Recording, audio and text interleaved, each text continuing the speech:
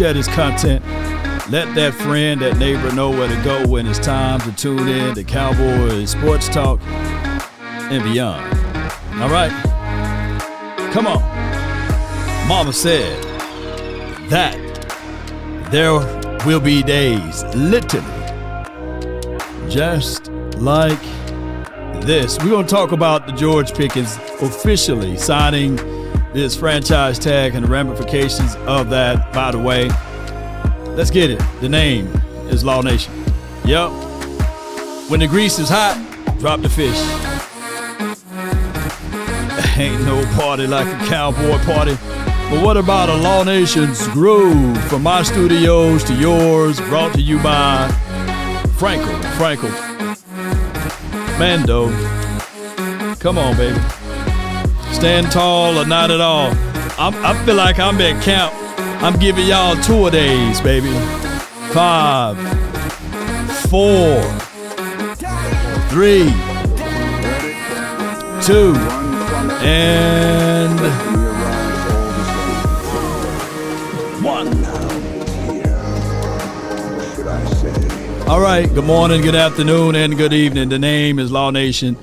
Without hesitations nor deviations to the matter, if you've been hiding under a rock and if you have that capabilities to turn it off during the off season and not listening in to any of this intel and information, God bless you. God bless you. But for us over here that's diehard Cowboy fans, oh my God, we're going to talk about this, baby. Shout out to you too, cool boy. Yeah, we're going to talk about this because that's what we need. Will he be traded? Will he not? Audio's perfect. Come on, baby. Hey, solo dolo, Law Nation, independent, man. Independent law, baby. All right, with that being said, all right. Mama said that there'll be days literally just like this. For those who don't know, according to sources, the signing of the tender guarantees Pickens $27.3 million this season. It gives him injury protection as well. Yes, theoretically, technically speaking, it opens up the possibility of trade. Now, there's a but in there. Now, the size of that but is according to what you guys perceive it to be. But it says here, Stephen Jones said the Cowboys have no intentions of dealing him, right? And those are the sources of the information. Can I go home now? Can I leave now? I don't have to say much more. But let's talk about this because this is literally a continuancy of what we said earlier on the marathon show. And I guess we got to pull it back up and talk about the marathons of it. Shout out to you, Too Cool, for sponsoring the morning show. Now I'm here with the midnight or the midday sports analysis of it all. Me personally, I want GP to be here. I need GP to be here because I look at this team as a more explosive team with GP in the building. Keep this on your mental mindset, or in the words of the Hall of Famer, the great, let me crack your cranium and fertilize your brain. Yeah. So with that being said, ladies and gentlemen, if we can figure out a way to work out a long-term conversation, because sometimes people believe that, hey, that pot, that stove is not hot until you touch it. Now, they had OTAs today. With that being said, the OTAs is a situation and scenario that he didn't work out today. Maybe, just maybe, he looks at this and said, hey, I already had flights arrangements. I already had this and that going on. It would have been impossible for me to get down there to work out today. I'm emotionally drawn, and I would like to work out whenever the next day is. That could be quite possible. But just before he signed this deal, he had posted this right here. I'm going to pull this up and had everybody's speculations because he post then deleted, right? A post delete. And I said, my decoders and conspiracy theorists, help me decipher this. I want to say a trade is about to happen, but he said this thing right here. Dread it, run from it. Destiny arrives all the same. And now it's here. Or shall I say, I am.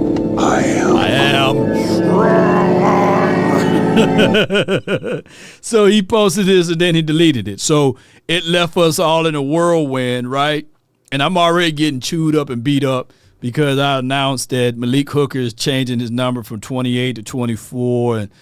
And I announced, shout out to his PR team and everything. And I announced that Siobhan Revel is switching from 20 to 28. So it's a lot of stuff, man. Let me just be this before I go into the details of all of this. Let me say this, though. Another live, Seabass, man. You know, I'm live like 95, baby. All right, so I changed my hoodie out. The other law had the morning time, and then this is my time right now to talk, right? So there's two laws. There's literally three of us, but I can't tell y'all all of the laws here. Let me say this before I go down this rabbit hole. Yeah, Revel was 34. He switched to 20, and now he switched to 28, right? So he's just switching all around because now Jalen Thompson got 34 now, right? So that's just how it goes. Here's what I would love to say, and then of course the news of George Pickens unfollowing the Cowboys. That's a whole nother conversation. But what I want to get at to you guys, I get the hate. I understand the hate. But in Ecclesiastics, it states there's a time to hate, there's a time to love, there's a time for war, and there's a time for peace. Right now, it's been 30 years, 30 seasons. And during the off season, when players are transitioning into new coaching rooms and stuff like this, this is the time now not to hate. Just because a player is on your team. I can't tell y'all how to fan, but I can voice my thoughts and opinions, right? So if a player announced that he's switching his jersey out, come on, man. That's not a time to be like, hey, he's trash. He sucked. Let's get rid of him. Let's trade him for a bag of peanuts. Like, what side of a fandom are you? With people, with Cowboys, we are now heading into the realms of being the worst fan base. Worse. We're worse. We're getting so toxic. No offense to you, Toxic Tom. That's your name. But we are toxic now. This is what I get from football players that's on the defense that's telling me that we are a toxic fan base. If you go down and if you read how bad y'all took a dump on Siobhan Revel, who didn't ask to be here for the Dallas Cowboys. And you guys are literally saying, he's trash, he washed, I can't wait for him not to play this year. Like, what kind of mess is that? I get it. We all got mad at Matthew Eberflus. But at some point, man, y'all gotta change up y'all ways. Y'all are worse than the Eagle fans right now. At least the Eagle fans don't eat their own. Y'all eating your own over here. Man, I get it. I understand that we haven't done nothing in 30 years and 30 seasons.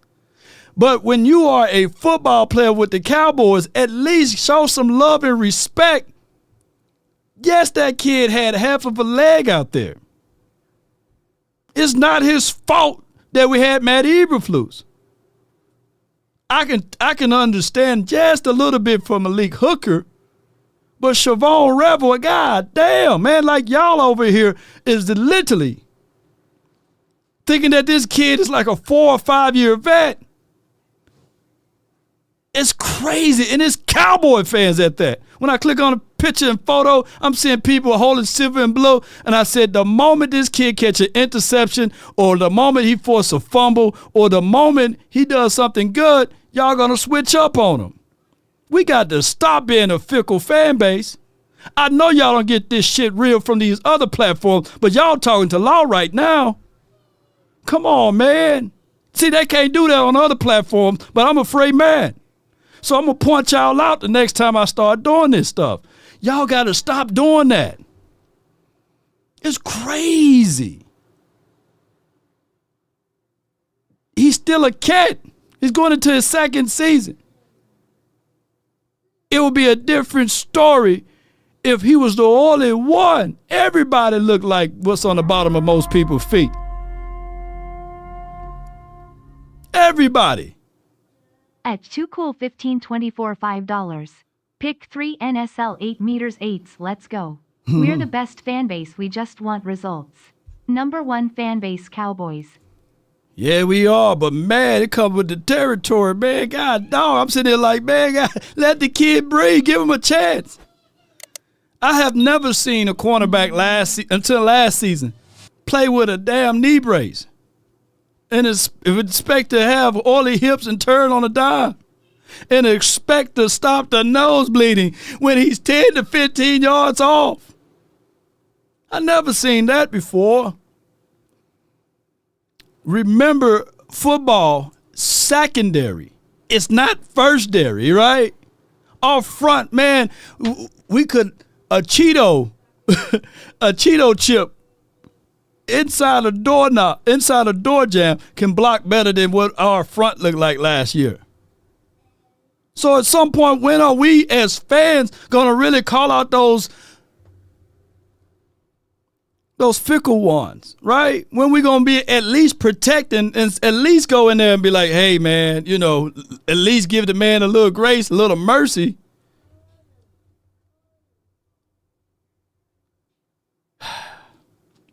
And the whole Malik Hooker thing, I get it. We want to move on from him. But he's a voice of reasonings. Those players on that defense, the secondary, they listen to at least him. Carryover. He may not be the spring chicken that he once was.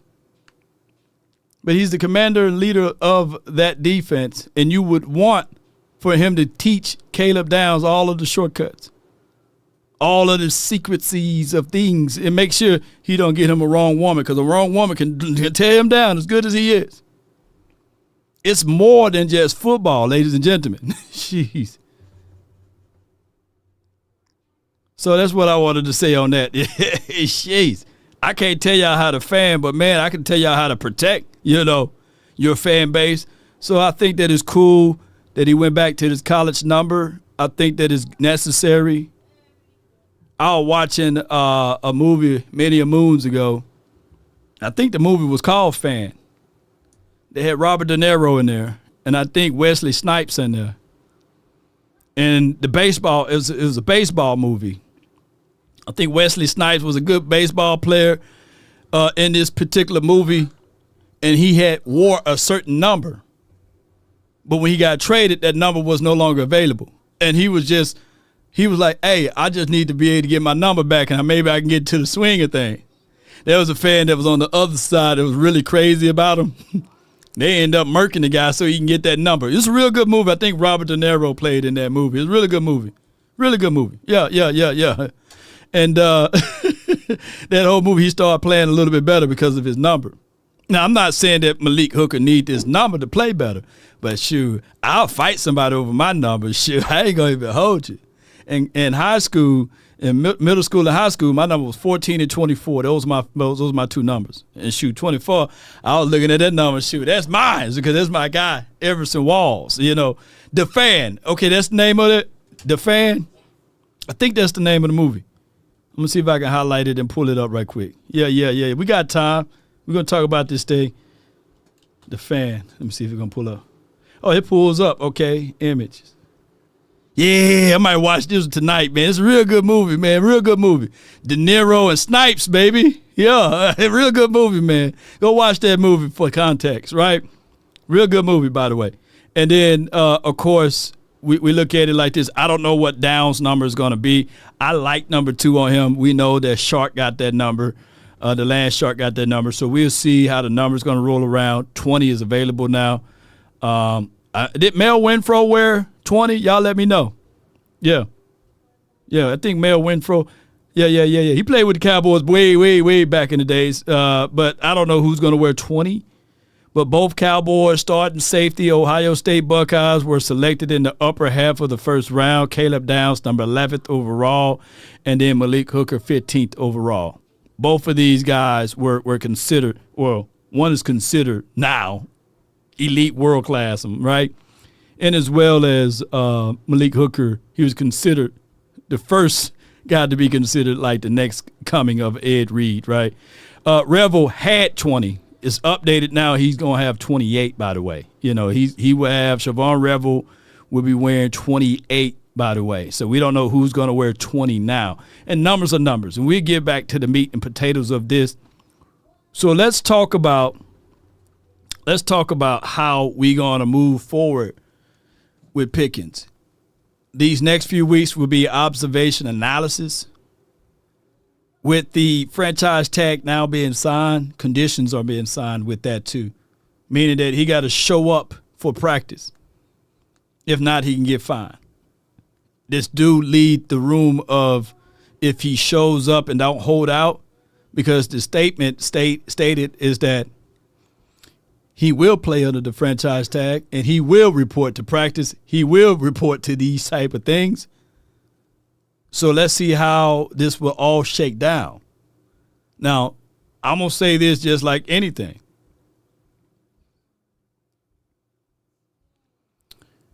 $27.3 million.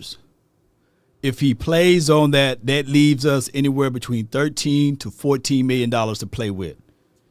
If they fool around and they sign him to a long-term contract before July 15th, then they can rip that up and they'll put more and more money. We'll have more and more money to work with.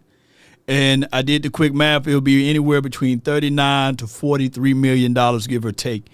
And with that money, whatever new contract that you get with him, maybe it'll take 5 against the cap for this season, or it may take 7, depending on the roster bonuses and stuff like that. The problem is that with what Toxic Tom said, cash spending, the Dallas Cowboys are on the back end or the bottom end of cash spending, meaning that you got to reach around into your own pockets and utilize that money for bonuses and beyond, and how you're going to apply most of that money, because the salary cap money is the spillover money that the NFL allows every team. But you can still utilize and use your own cash spent for certain things. And there was one owner, I think the Eagles, for crying out loud, that took out a loan, so that he can get more and more things. So we'll find out down the stretch on how all of that will work out for the Dallas Cowboys.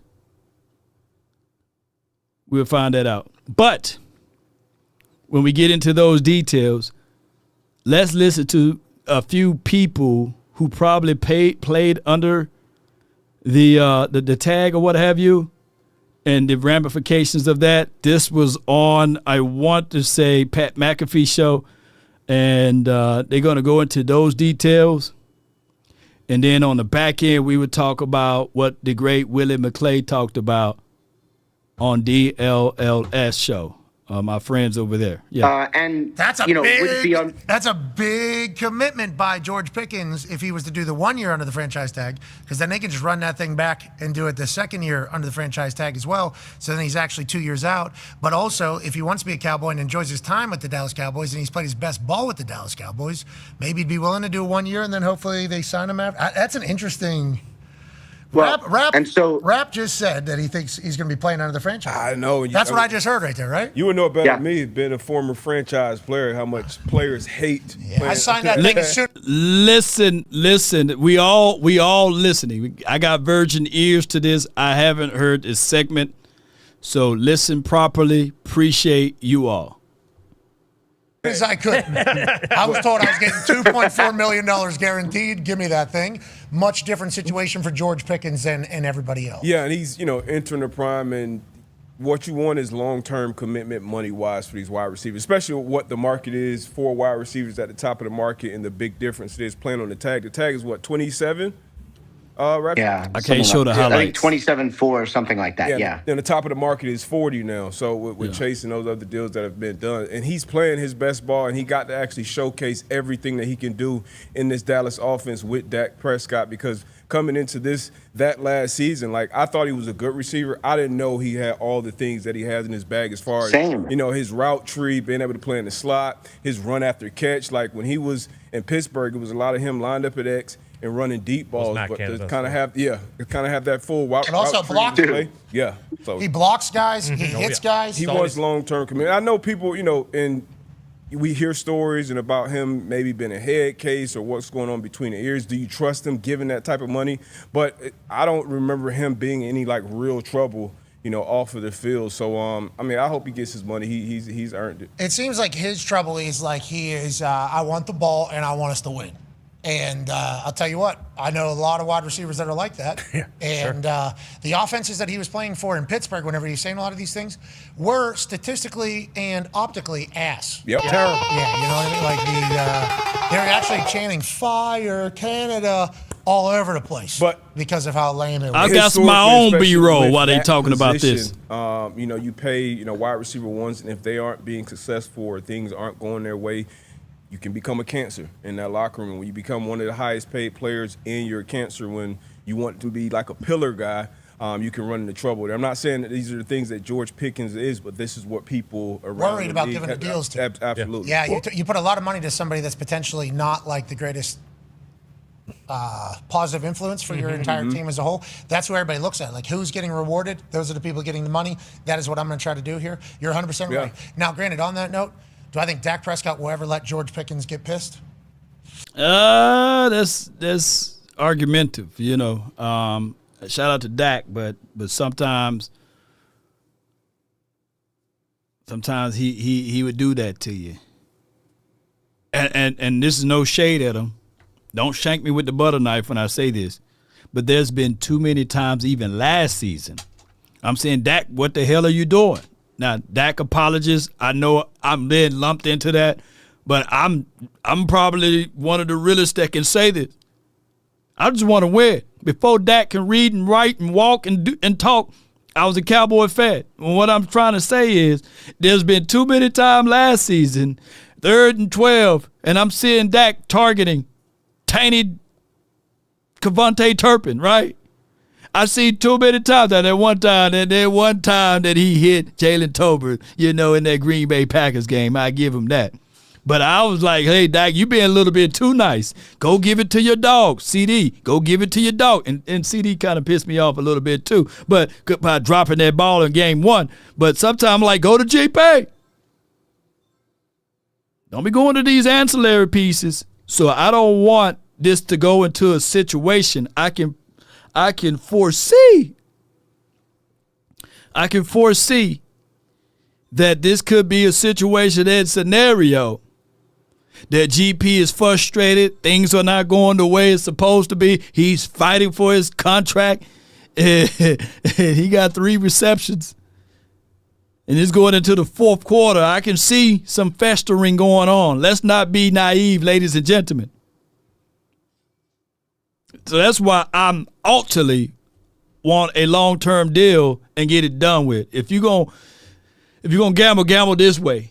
Sign both of them. If they don't work, then shoot, Jerry, what else you got to lose, man? It's been 30 years. Man, you got nothing else to lose. Jeez.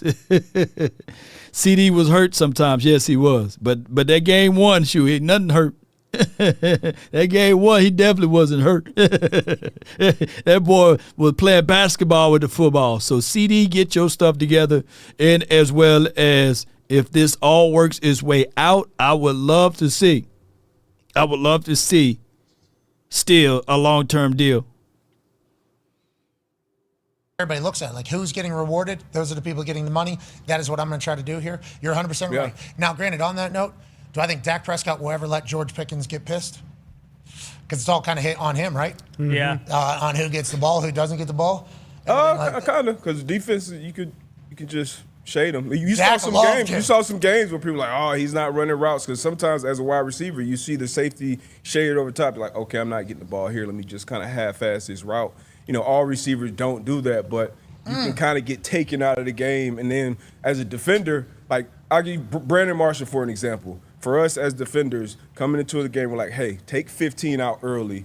At some point in the middle of the first quarter, second quarter, you're going to see him on the sideline, dog cussing Josh McDaniels or whoever his head coach or play caller is. You're like, okay, got him. So that's what you want. So can you stay encouraged? Like Justin Jefferson, it doesn't matter who's playing quarterback, how much production he's running routes full speed, he's doing his thing. And if you don't stop Brandon Marshall early, he'll have 20 some receptions. Yeah, right. If he gets going early, T.O., like those type of receivers, they get going early, it gets ugly for you. But if you take them out early, it can positive. I remember, too.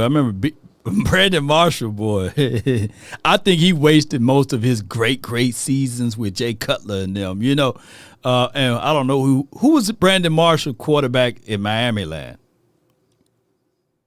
Brandon Marshall had Hall of Fame numbers if he had the right quarterback, I believe. Yeah. And Marshall, he don't have a Super Bowl ring. He wasn't on that damn Denver's team, right? But Marshall was nice, man. It's just that he was on the wrong side of the coin. Jeez. We impact that whole game. And team. Yep. But on that note, it feels like Dak has probably warranted a lot of trust and respect potentially from George Pickens. Yep. Like, hey, if I don't get you some days, we will definitely get you the ball late. It's a big deal. Wide receivers are dependent on a lot of other things. Very much so. And they are judged harshly on a lot of little things. So Facts. it's like they know exactly what they're going to be judged upon. Okay? Yards, touchdowns, championships. Okay, that's what the wide receivers are going to be judged Yards, upon. touchdown, There's a lot of championships. other things that have to happen for them to get anything. And that's why you hear AJ, AJ Brown's like, hey, I need the fucking ball. Right. Okay, Hell yeah. This is what everybody has told me I'm going to be judged upon. So let's go ahead and make that happen. It's like that wide receiver position is an interesting one because it feels like all the ones that are, I guess Justin Jefferson, but he'll have 180 yards in the first half every once in a while. But all the guys that are at like the top, they want the fucking ball. That's why they're there. That's why they're in the NFL. Yeah, and for like Jerry as well and the Cowboys, it's like, hey, we kind of saw this experiment already with the Cincinnati Bengals where you pay two guys wide receiver one money. And like, granted, the Bengals had injuries and Joe Burrow went down and stuff, but like, there's a reason that their defense has been not so great the last few years. Man, don't blame it. Don't blame it on that. You man, y'all bullsugaring now. Look, I like Burrows, man, and he get no pass on that. But primarily, it's been two Achilles heels in Cincinnati, which is the AFC Cowboys. The defense, of course, but still, they still had some dogs over there. Hi. Their defense was better than ours last season. Yeah, and on top of that, they loaded on offense. They had run game. They just had a porous offensive line. But there should be no excuses because they still had money left over after they paid Higgs, man. So I ain't finna give them that much. That's too much, man. I don't want people to say, well, look at what Cincinnati did. And therefore, this should be the case study. Well, there's another team that lifted up a Lombardi trophy, and it's the Eagles. The Eagles fool around, and they didn't pay Saquon Barkley dog food money, right? They didn't give that kid kibbles and bits. They went with the quadruple, or one can say, the tight end was getting high-end money. Dallas Goedert, Devontae Williams. I know that when you look at it, it's not 40, but shoot, he getting paid high-end money. He ain't getting paid dog water, right? A.J. Brown getting paid good money, and we got to look at it during the time. They didn't have these guys for Costco sample sizes, right? We're talking about they had a run for a good little time. Yeah. So and let's not be foolish. Saquon Barkley getting paid some money, So that's and Dallas Goedert, AJ Brown, your damn quarterback. The quarterback there got paid $250 million. Who hasn't got paid in Eagles land? So let's not talk about hey, man, you can't have this and that when you seen a whole team being assembled and everybody getting paid money, even on the defensive side. So, yeah. Yeah, and now AJ got to go because AJ wants to go, basically. He getting tired of getting thrown them medicine balls and stuff like that. One can argue that the Eagles should have had at least a 90s versions of a Cowboys type of run. They should have had a 90s versions of a Cowboys type of run. They should have had at least 3 to 4 Super Bowl appearances with all of that. Let me know where I'm lying. They had everything. Full offensive line, number one and number 3 defense, respectfully. But I like the way it ended out. I just hate that they still got a damn Super Bowl a few years ago. Haven't had the money for it. We heard everything with the franchise tag. He intends to sign it. He hasn't signed it yet. No, but big he did deal. sign He it. will. Yeah, this old. I don't want to say what would you do if you were Jerry here, because I don't think anyone thinks the way Jerry does. But what do you think will ultimately happen with the George Pickens situation? Is he going to be a Cowboy this year and just kind of play on the tag, or do you think they'll end up, maybe moving on and trading him at some point in the offseason here? Yeah, Ty, I think what was really important was, Adam Schefter came out and announced before the draft that he had signed the tender. Turns out he didn't. So he cannot be traded until he signs that franchise tender. So I think he's on the team this year. I think if they were going to trade him, it would have been before the draft. And obviously then they could have drafted a receiver. I think for a team that really thinks they have a chance to win it all this year, I just can't imagine they would trade somebody as productive. Yeah. This is a late show, but it still fits right on in the possibilities of once he do sign. So they are finna speak on that. And, he's still in the realm.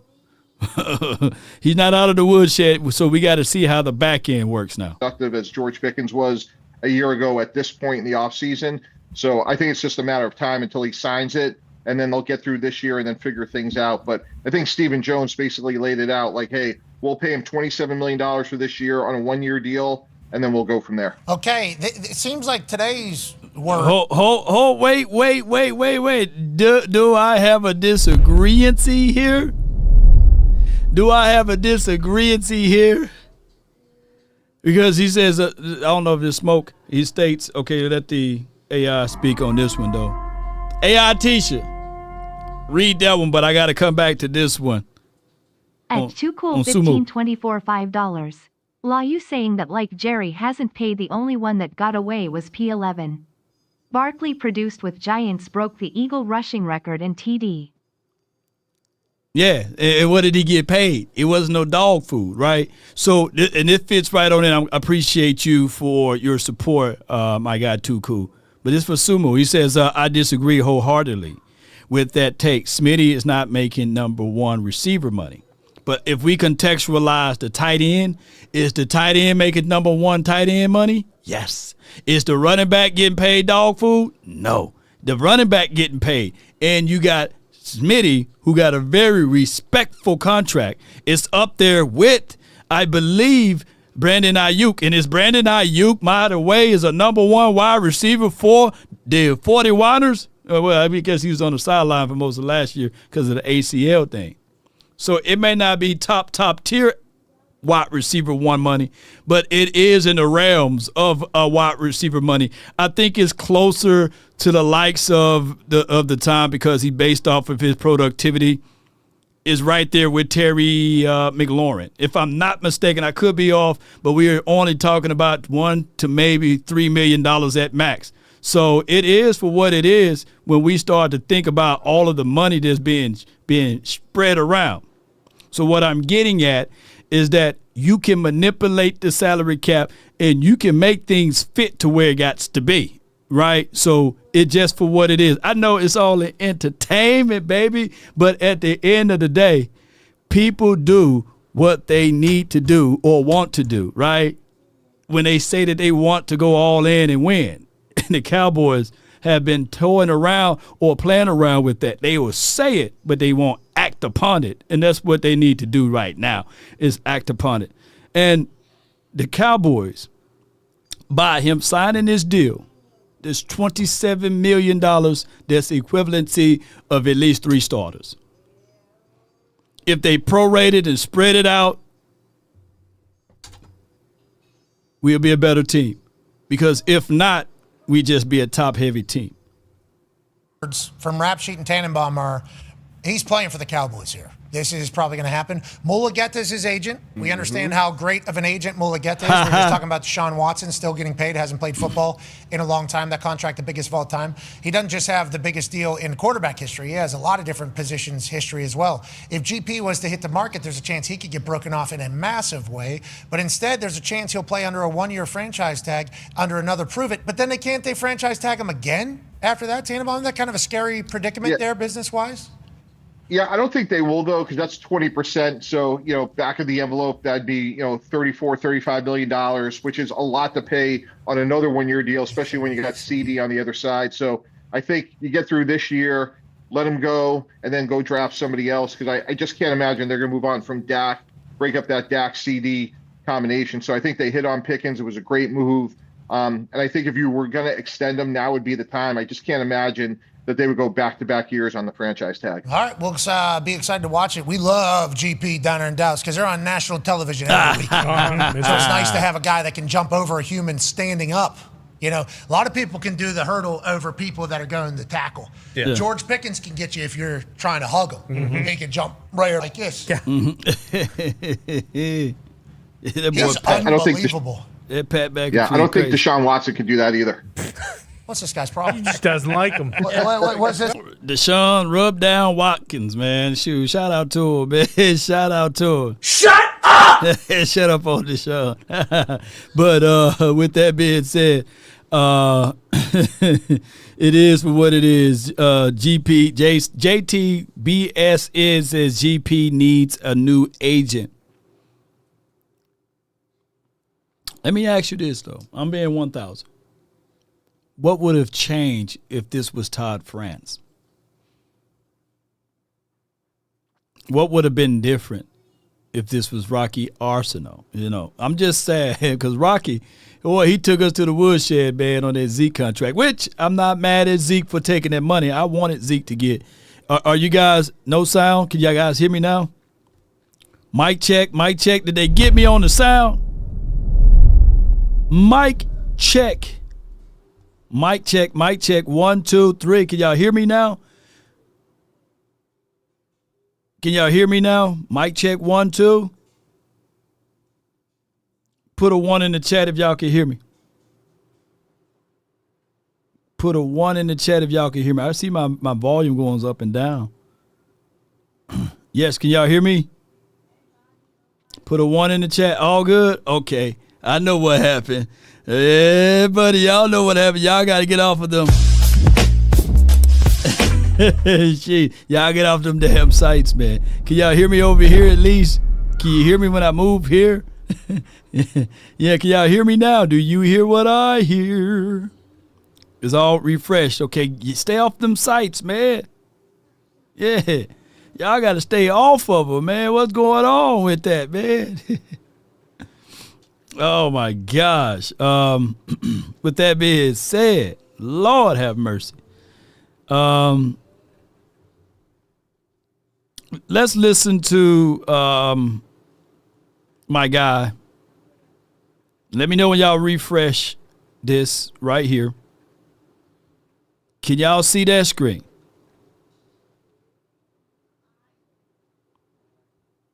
Yeah. Y'all see that screen? All right, y'all can still hear me. Good. Good. Look at the twins, baby. They knew not to put me on this show today. All right. Yes, it did. Boy, let's listen. As you could on the defense side of the ball. No, we wanted to get good football players, and being good football players means that they can do multiple things. You look at college football nowadays; they do a bunch of different things. If like you're talking about Caleb lining up at safety, lining up inside at the nickel, blitzing, doing all those things. What they do is they take their best players and they do multiple things with it. And so you get an opportunity to see the multiple things they can do, and then you have people that have the ability to see what they can do and put them into their scheme. Hey, Will, man, I appreciate you coming on. And one thing you guys talked about during the draft was Caleb being a force multiplier. Can you just expound on that force multiplier? I think you talked a little bit about the different things he does. All right. So before we go into this details, dang, force multiplier. Okay. All right. Here's the link to Proud Partners, DLLS. Be sure to give them a like, a follow, and subscribe if possible. And on top of that, be sure to comment on those videos. Okay. Let's go. Y'all ready? 5, 4, 3, 2, 1. And just know, satire law is satire. No offense. I like to joke around just a little bit. So can we be free today? Can we be free today? Or y'all want to be structured and be all safe and secure? Because I just like to have a good time. Can we all have a good time, ladies and gentlemen? So let's go into details of talking to Willie. Appreciate y'all. Yeah, I mean, football is different than any other game because it's 11 dudes trying to be on one accord. So when you have a guy that can handle his role as well as let other guys know what they're doing and know where the mistakes and where the issues are, they multiply the ability of the other guys by covering up mistakes or understanding where the holes are and understanding the whole defense. And it's not just a knowledge of the defense, it's the internal compass of like, hey, if this guy moves, this is coming next. All of those things they multiply the defense and they multiply the ability of the other guys on the defense. All right, so force multiplication, that is a real thing. That is a real tangible thing. To be able to be that force multiplier. To be able to see things before they happen and to make the necessary adjustment on the fly and being able to get those things moving and grooving is everything. So that I would not lose this point. Hear me out, Cowboy Nation. Hear me out. Let me find this clip right here. And this is a very much so well needed point because I believe that a third of us haven't really heard all of the things that this kid embodies, right? So give me 1 second here. I want to pull this up so that you guys can understand what is a force multiplier, how this helps, how this can continue to grow this team, and what all is needed for us to continue to excel and get better on a day-to-day basis, right? It is very much so necessary when we look at all of this, especially when you start dealing with Caleb Downs. Give me 1 second here. I don't know where it went to. It ran off on me. Breakdown. Hold on. I got to pull this up so that you guys can see a snippet of this, okay? Bear with me, Cowboys Nation, as we get this going the best way possible. All right? While I'm doing that, these guys know I always have two questions, so I just can't stop with one. I got to get a second. Two? Is that it? Yeah. Well, exactly. I got a lot. I wish we could have you for an hour because everybody's excited about the free agency, the draft, all the guys you brought in, but just regarding Caleb and him being so cerebral, and what did you learn about him? Mm-hmm. His dad called him. They used to call him a little Nick Saban. What did you learn about him coming in and being that? Maybe the smartest guy on defense from the beginning. Well, it hits you right away because typically, like one of the things you do when you are looking at quarterbacks, right? You're gonna explain a play to them, and then you're gonna have them call it back, and all the things that require trying to figure out if a quarterback has the ability to call the play, direct everybody, do all those things. Then you flip it over on the defensive side and you see a guy that can do it. And then when you talk to Saban and you talk to the Patricia and the coaches, and they talk about how smart he is and how quickly he picks things up. Then he came in here for a 30 visit. Right. Not only did he talk about Alabama's defense, that he learned 3 years ago. Right. He broke that defense down. He broke down Ohio State's defense, and he talked about our defense. So that lets you know that that brain works. So he already had an idea of your defense? Yeah, he understands concepts, and when you say what type of scheme you're going to run, he understands how the different pieces work and fit together. Right. And it's almost, he's a football savant because things just work that way in his head.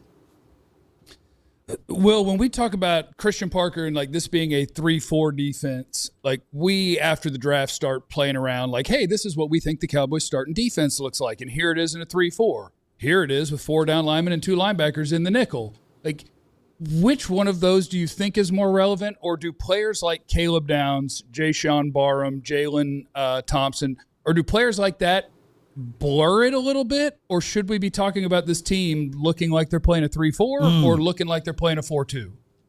Players like that blur it, and that's the key. Is nowadays offenses are so sophisticated and they're using motion in their personnel groupings and all that. Well, defenses have to be able to do it as well.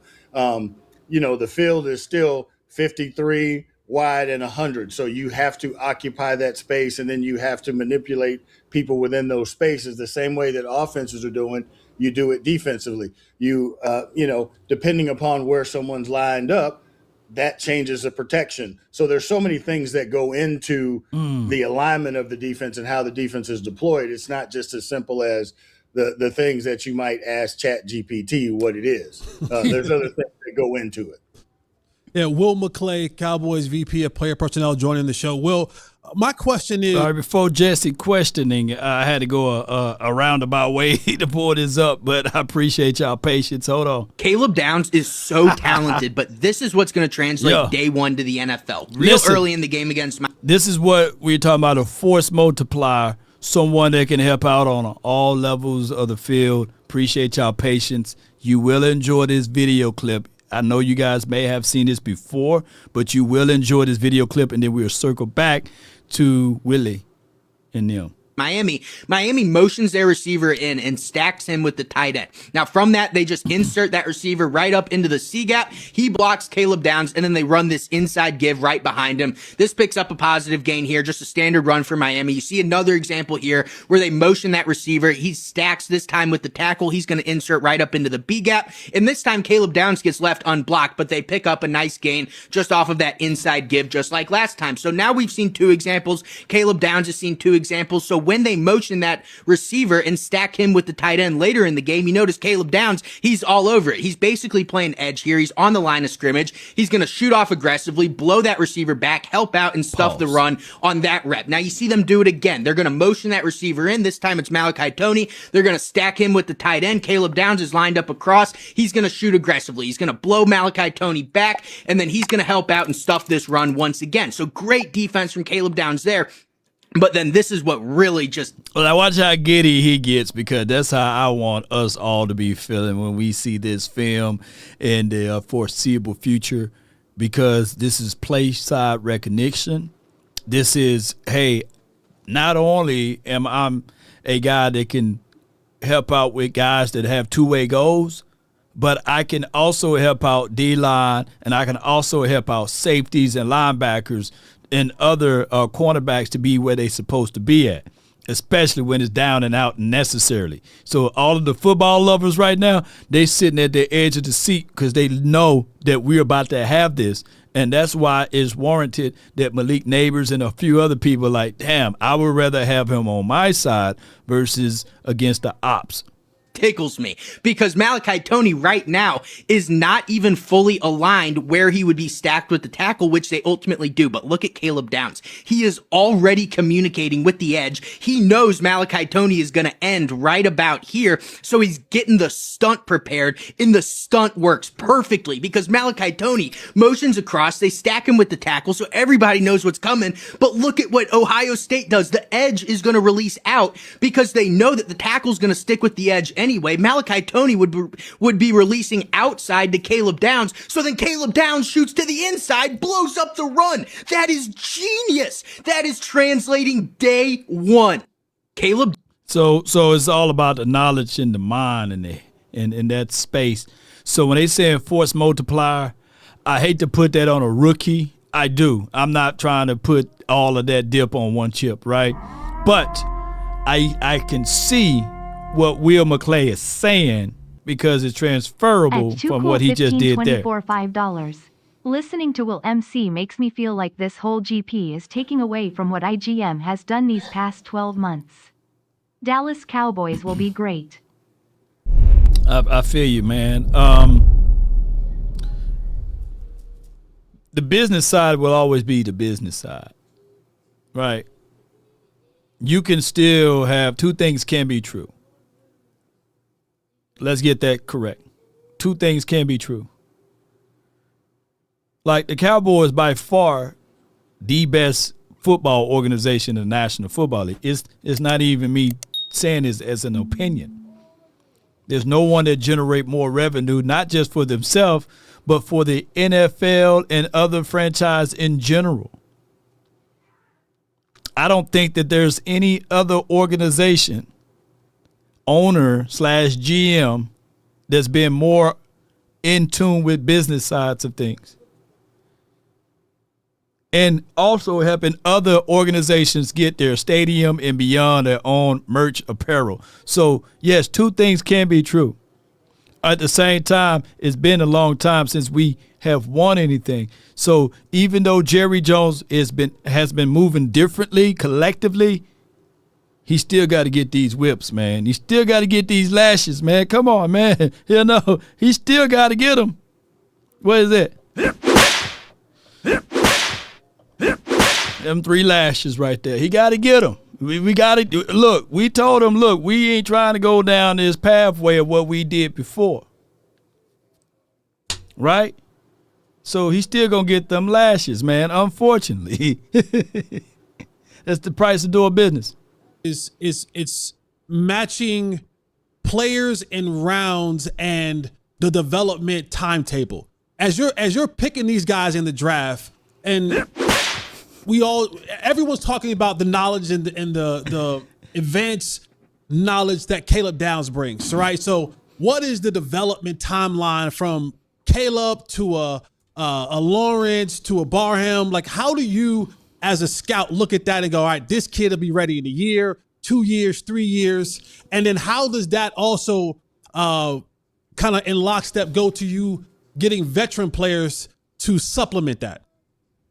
When you talk about college guys and where they are, it is a projection. So we project how smart they are. They've been in systems. Well, I tell you what, college football has changed that a little bit now because they go from one system to another, basically when they transfer. Now, the difference is for them to survive in those schemes and stuff, they're not as complicated as the things that we do. Right. Coaches in college, they're trying to get the good players that they pay money for on the field so that they can get the benefit from that, so the defenses and offenses are simpler. But what you want to try and do is see if when you visit with them, when you visit with the people, does it make sense to them? And if so, how quickly can it make sense? We also do some cognitive stuff. We do a bunch of things to try and figure out how they learn and the best way for them to learn, because everybody learns at a different pace. That's the ability of the coaches as well to understand how each player learns. That's what coaching and teaching is. So the coaches have to unlike that. We're trying to give them the roadmap to where it is and where they've come from, and then you've got to adjust that, and every player is different. but now you only got a short amount of time as a player, so you better figure out what it is. Man, y'all listen, man. Shoot, he's on the money with it. Hey, you right on the money with it. I see you. I see what you try to do, Ty. He try to grow this out. I see you. He try to get rid of that goatee. I see you, fam. I see that. I can see that. But neither here nor there. When we look into this and we say, okay, players in college, they got a lot of things to do in college. You got to go to school.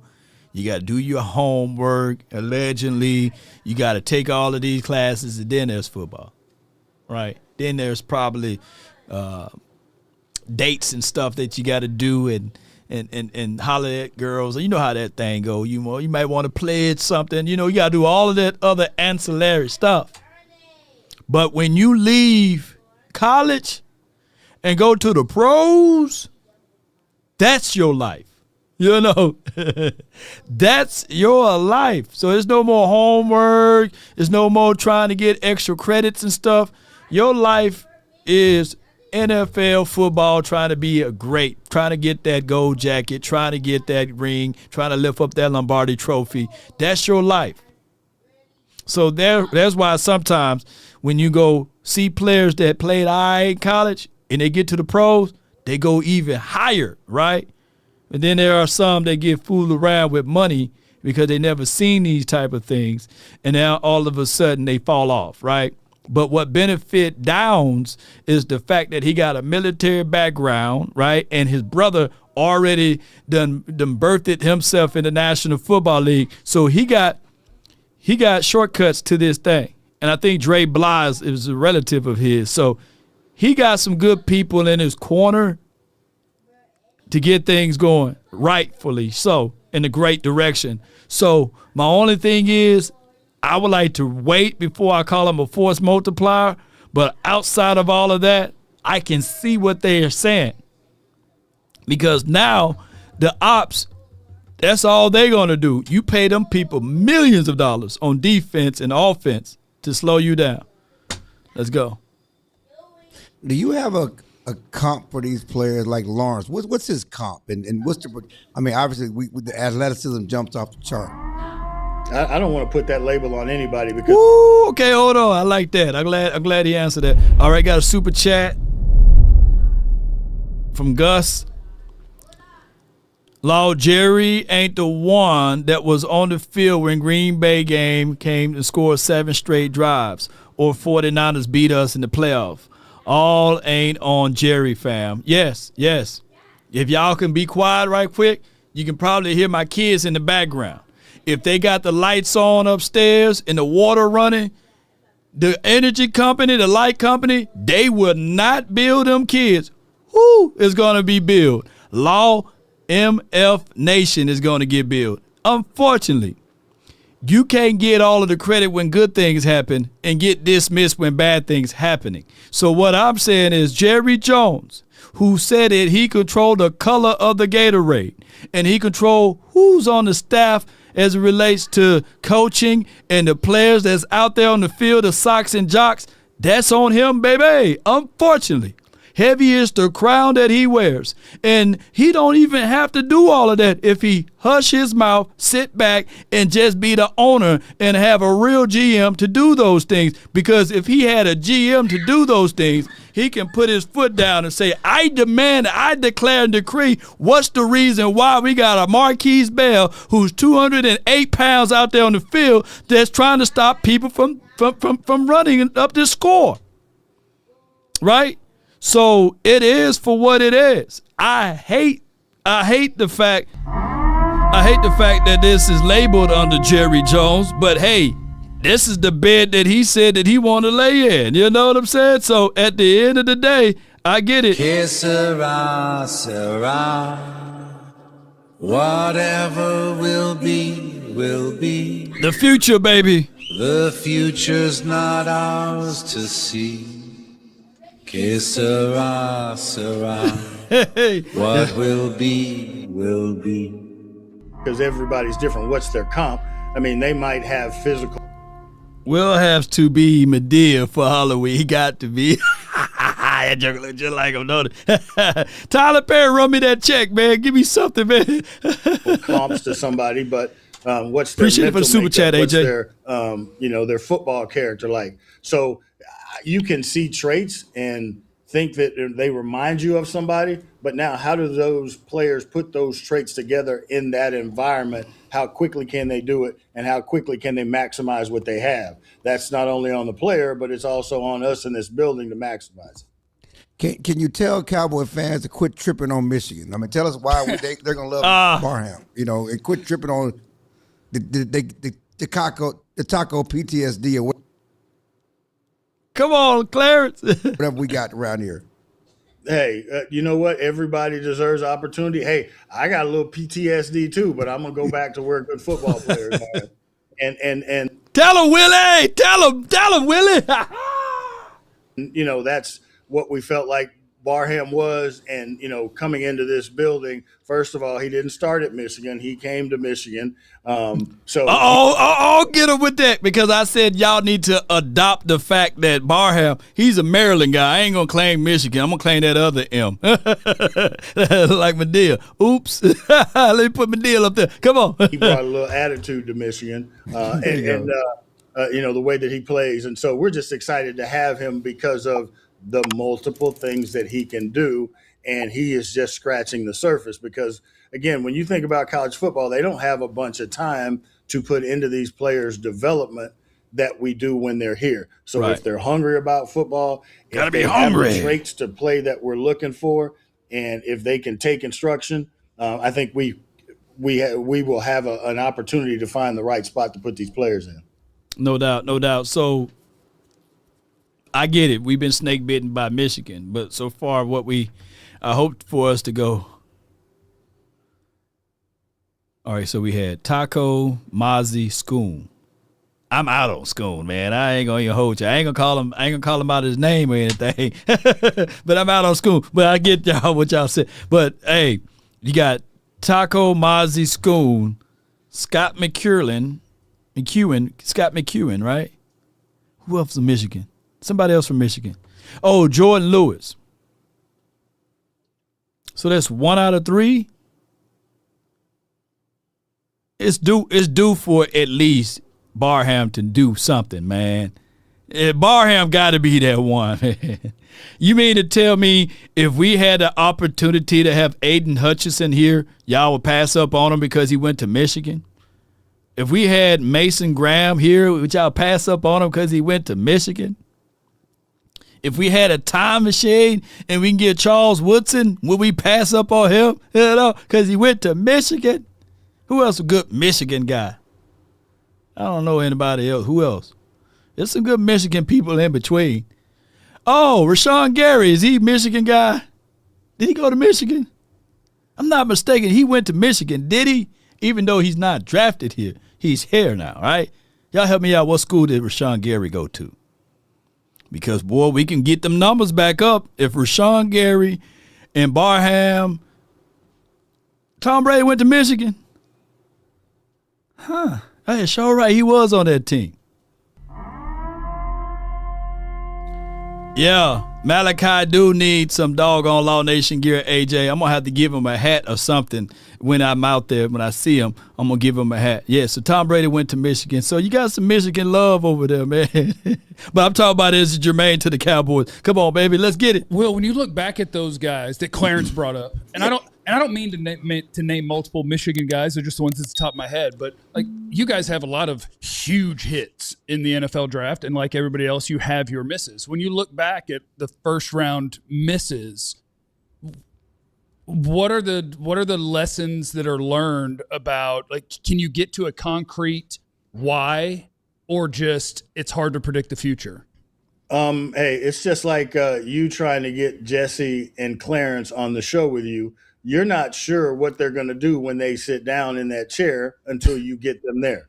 Then you have the opportunity for those people to either grow or not grow.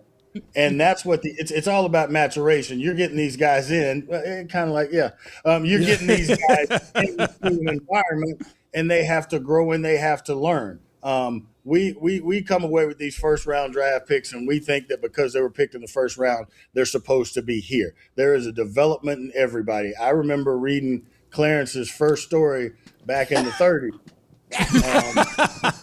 I bet it had grammatical errors in it, didn't it? Autogram. It probably did, maybe a little bit. We're doing this, but he's grown. So we all grow in our occupations and what we do. So I think that these players do need to be allowed that time to do that as well. Well, time is Will, not. you get the new coaching staff that comes in, right?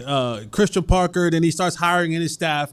What are the conversations when you sit down with Christian Parker or the D-line coach or the linebacker coach?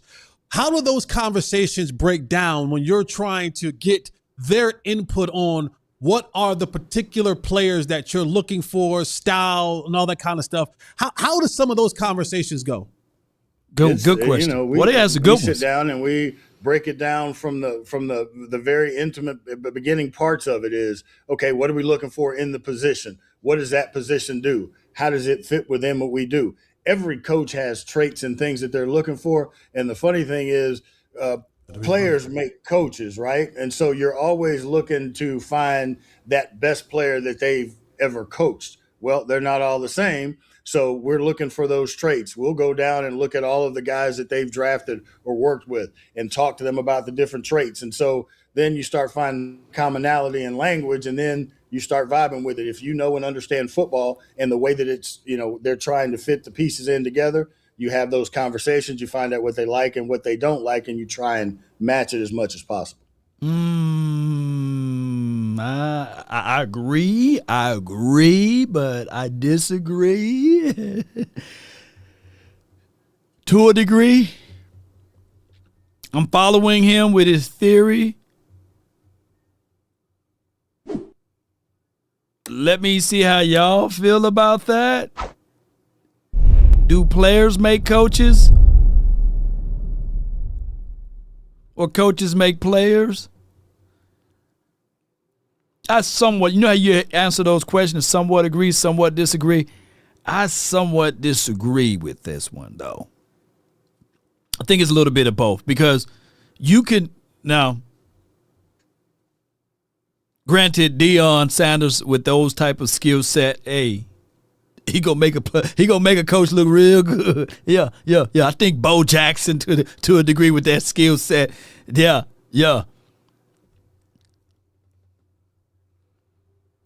Yeah, Will McClay is reading them damn comments. Right. Brady made Belichick. Man, but Brady had to see something. I think that's like Belichick was a 2-time Super Bowl coach before he met Brady, I believe. Right? If I'm not mistaken, but not as a head coach. But at some point, did y'all see how Bill Belichick chastised Brady? It wasn't like this soft relationship. Brady was scared for his life in certain things, and he thought that he can get axed out of that. But I think it's a mixture. It's a perfect mixture. Like Jimmy Johnson, who damn near stalked Troy Aikman, right? Always wanted to coach Troy Aikman. But he was never soft on Troy, right? From Steve Wash to a degree, even when we had Rodney Pete here, but for a cup of coffee. He was very harsh on him, man. Burline and all of them boys, right? And somebody else named that I'm missing out. But Troy had to be coachable, right? And he had to digest what Jimmy was cooking and feeding him, right? And then it carried on when Jimmy left. Troy said I had to win in spite of the coaches. I had to pull resources from Jimmy. So I think it's like a duality. I think that you need both. Even if we go to basketball, we can argue about Phil Jackson and damn near Michael Jordan and Snotty and all of them boys. I mean, Scottie Pippen and all of them boys. We can talk about that. Them boys are going to be great regardless, but they still need that triangle offense, man. They still need that triangle stuff, man. Defense, offense, whatever it was. They still needed Phil. Shaq and Kobe still needed Phil to a degree. I ain't gonna bring up LeBron James though, 'cause, and to Will McClay argument, LeBron James, all of my LeBron James fans finna go crazy. I've been dealing with Will since the Desperado days. You're not going to take me away from the Desperado days. Hell of a head coach, by the way, Will. I went to a lot of those games. Hell of a head coach. He's a Rice grad. My daughter's a Rice person. She's a cheerleader at Rice. So we got a Rice bond here. You're not going to take away this Rice bond, okay? He took shots at you, not us. I know. I didn't take shots at him. I just basically said that when he was a young guy. Back in the 30s. Back in the 30s, when he was a fourth, fifth round pick, nobody thought that he would be here, but he worked himself to this point. There you go. Methuselah Hill. And, as a scout, you've gone with the different defense coordinators and picking guys for their schemes. I don't know if you just asked the similar question, but from we got a super chat from Too Cool in them. At Too Cool 1524 $5. Players make coaches. Mike Vick at VTech. Coach didn't make him. C. Young at Texas. Coach didn't make him. Cam at Auburn. Yeah, what I'm saying is like a conundrum, though. It's like a double-edged sword. Like Barry Switzer got him a ring, but we can all say that he was the last coach for the Cowboys to win a ring. Players on that team, of course, gave him spotlights, but Barry Switzer, in actuality, is a Hall of Fame coach in the collegiate era, right? All of them winning seasons OU had, Barry was there, right? Switzer. But if these players continue to make him, he should have still been here then, if that's the case. But I give you what you're saying. But no matter how many superstar players that we had, even in the era of Jason Garrett, if you go down that list of all of them players, he couldn't make himself, because he wasn't a good coach. It's a double-edged sword. But I get what you said, though. I get what you said. It's a hard truth argument that coaches will look good.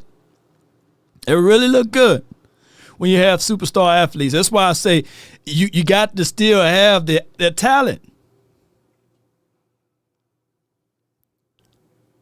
Right? I'll never forget, man, those little 4-cylinder cars.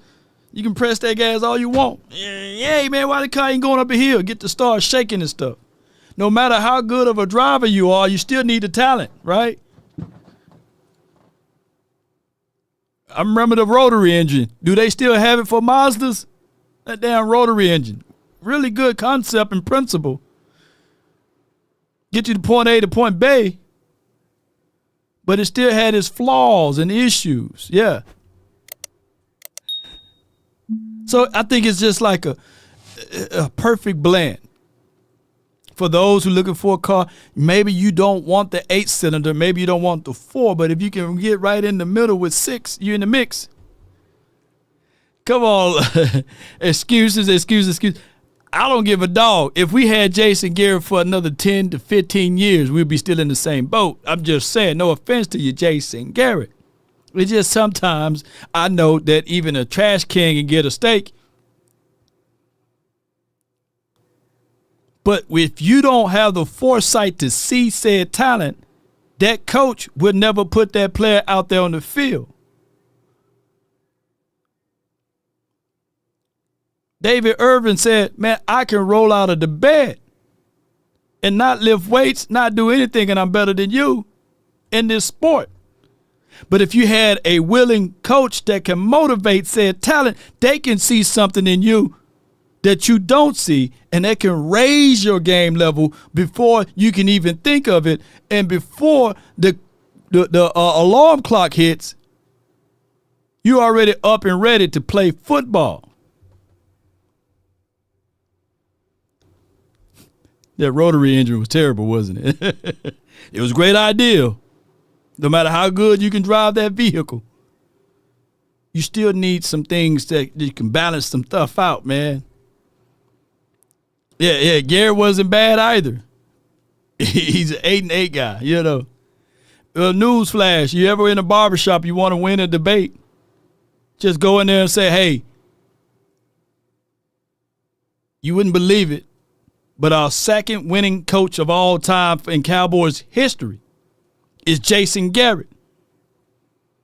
The second most winningest coach in Cowboys history is Jason Garrett. Everyone has a reason, but what are those results? From what Quinn was looking for to Zimmer to, obviously last year and now this year, Christian Parker's 34, and he's a young guy. How different was it with him compared to some of those other guys in the past?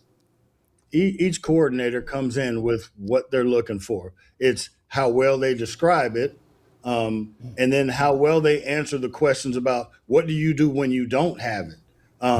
And then you think about the process and the way that they explain it to you. And what you have to do is everything's not going to be perfect. I'm not going to get you everything that you want. So how do we find ways to operate with what we do have and make that better? And so when you talk to Christian and he talks about the different ways that he constructs the defense, it's not just the players within the defense, it's what the defense can do and how you can adjust the defense based off of what you have and don't have. So the way that he put those things together and explained it, it gives you that security that he knows what he's talking about in putting the pieces together. And every coach has it. We're going through the same thing all the time, but it's the conviction and then it's the plan and then it's how you deploy. So everybody does it a little bit different. But you get excited when you talk to Christian and the staff and you talk just the whole staff offensively and defensively. With our staff right now, there's a connection and a connectivity that makes you feel like you have an opportunity for it to have success because they're putting people in the right places the right way. My guy, Too Cool, want to fight all day, debate, man. But I appreciate it for the super chat, man. If I can, I might. I can't guarantee you. But hold on, let's see how far this interview got to go. Okay. Right now. What's so special about him? Shotty called him a superstar. Guy's 34 years, never called his own defense, never really run his own ship before, but there's so much excitement surrounding him and what brings him in. You've been, obviously in interview sessions, you've been working with him in the draft, certainly seeing how he's putting this thing together. What strikes you that's so special about CP? Man, before he go, man, my thing is with Schottenheimer, he just said, man, Kenneth Murray is a dog, K9. He's a great player. He's one of the players that's number one on this team and all of this stuff. And now I'm looking at Shotty, you know what I'm saying, with the Asian eyes. I'm looking at him like, hey, man, no offense to the Asian community, but I'm sitting here like, man, I got the slant eyes on this one. I'm sitting here like, wait a minute now. Hold on. So when Shotty said, man, Law, you the best, man, I listen to your podcast, I'm like, man, I don't know, man, because you said that about Kenneth Murray. Now, I don't know what's going on. So, Shotty, man, I don't know, man. Y'all let me know. Shotty don't say nothing bad about anybody. So that's why I'm like looking at Schottenheimer like, come on, man, are you really telling the truth? Calling the man K9 and beyond.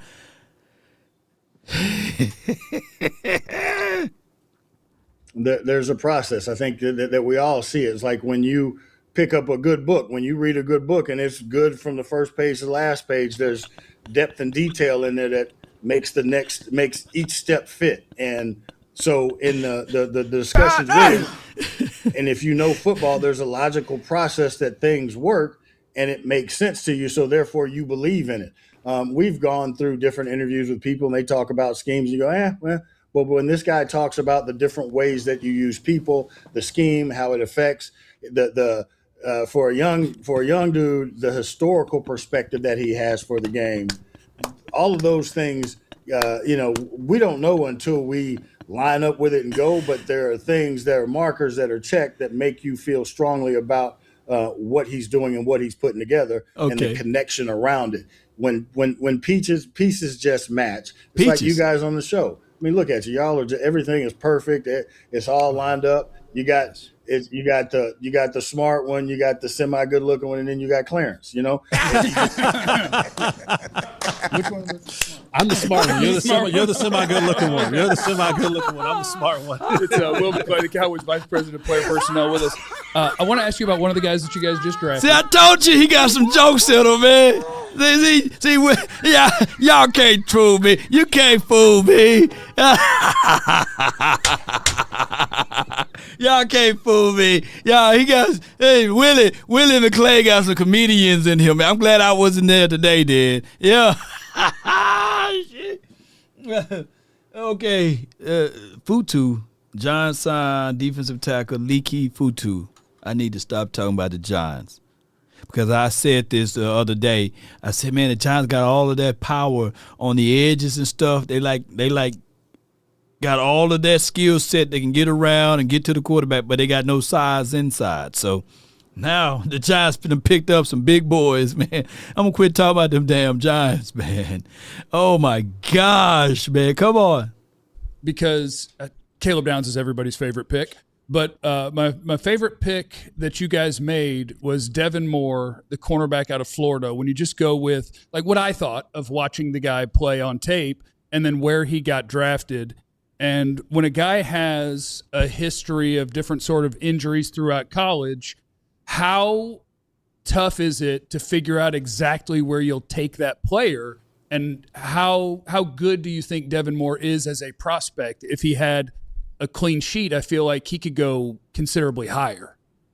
There are so many things that go into the value of a player at the time.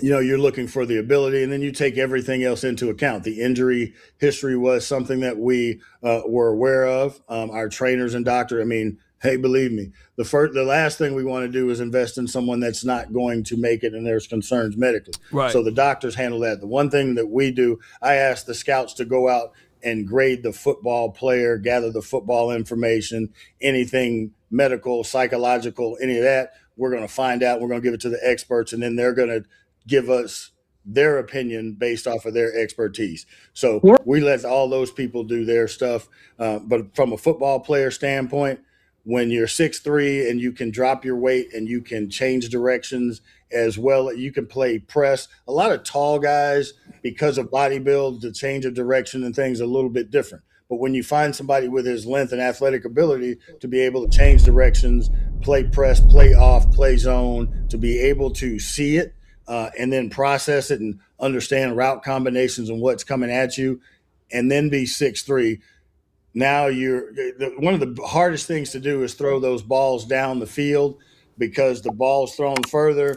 Now you've got your target is going to be a little bit smaller because the distance. Well, if I've got a longer guy to take away that catch radius, that also helps me. But then being able to locate the ball and know where to be, you think there's some positive things in what we're trying to do defensively from the skill set. Will, when it comes to your particular job, over the last couple of years, the Cowboys, 3 different coordinators in the last 3 years, right? You're drafting players, and your hope is this guy's going to be here for a little while, right? It gives me a little bit of room to breathe. I can start working on the next guy, but you change these defensive coordinators in consecutive years. How difficult is that a job for you? Because now the last you have players on the team that fit and were good for the last defensive coordinator that may not be right for this next defensive coordinator. How difficult does that make your job, and how do you shift into trying now to get the players for the next guy that's on the job? All right, so before you go into details, man, I get the shrapnel of criticisms I get for my reactions on Devin Moore when he was drafted. No shade at Devin Moore. No shade at the people that did the evaluation take of Devin Moore. This is not Law Nation versus Broadus or Foots or Vach or anybody, Boss Cowboy Sports or Show Me or anybody, JC Cowboy. This is not me versus them, right? Let's get that out the way first and foremost. Secondly, when we look at these type of things as far as tape and beyond, is because when you have this on your mindset, BPA, remember, our BPA is a whole lot different from their BPA. And we get it. We drafted a phenom out of Ohio State named Caleb Downs, right? I get all of that. But if I look at a situation and scenario that I foresee Keontae Scott available and we passed up on him and we got this tall, range, lengthy guy, 6'3", who's got some things that he got to work on or refine. I get all of that. We lived through that. The Nashawn Wright was drafted in the 3rd round, by the way.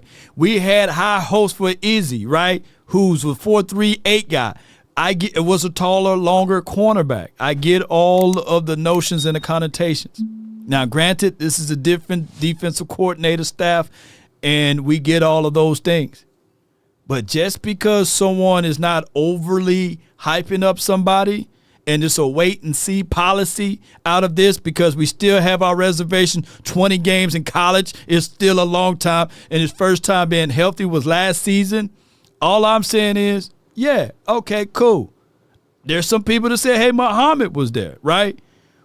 I'm not taking away from Devin, but what I'm saying is I have the right to reserve my interactions or my actions of not being so ultra happy about this particular pick, and let's see what it looked like because we've seen this road before. So let's see how this can play out. Now, granted, he have full people on his staff that believe in him, right? That believes in him. And he do have a guy that went to the same college, which is named Bridges, Tyreek, or how you call it? I call him Twerk Bridges. So what I'm saying is, basically, let's not put a lot of dip on this chip, and let's not sit back and say, okay, let's dismiss the things that we've been looking at for weeks and say, yeah, he immediately is going to be the best thing since sliced bread. He still got to earn his ground, and he got to work for that role. We shouldn't be sitting back here saying, okay, since we drafted him, let's bump him up above all of those other cornerbacks that we just mentioned. Because it better be a full, fair and within reason competition between him and Josh Butler, between him, Zion Childress, between him, Corey Ballentine, between him and Kendricks, Darion Kendricks, right? It better be a full competition. I get it, he was drafted. But let's not look at a draft pick and say, all right, let's dismiss Kendricks now because we done drafted this guy. We want to make sure that we end up looking great, you know. Let's not do that. But I want this guy, about to say Bridges, but I want this guy to perform and be great at the end of the day. By the way, and that's Devin Moore.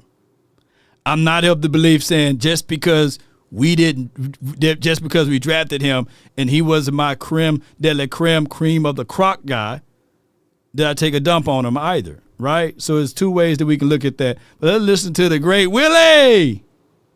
It's a challenge, but that's what we do. I mean, that's why I get up every day, right? It's we haven't done it the right way, so I'm still trying to figure out the right way.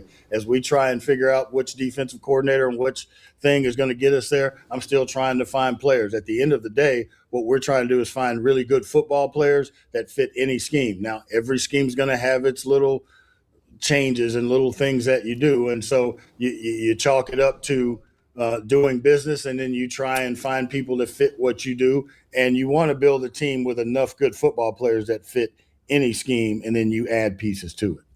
Man, well, like as you talk, I see a smile on your face. How good do you feel about this draft?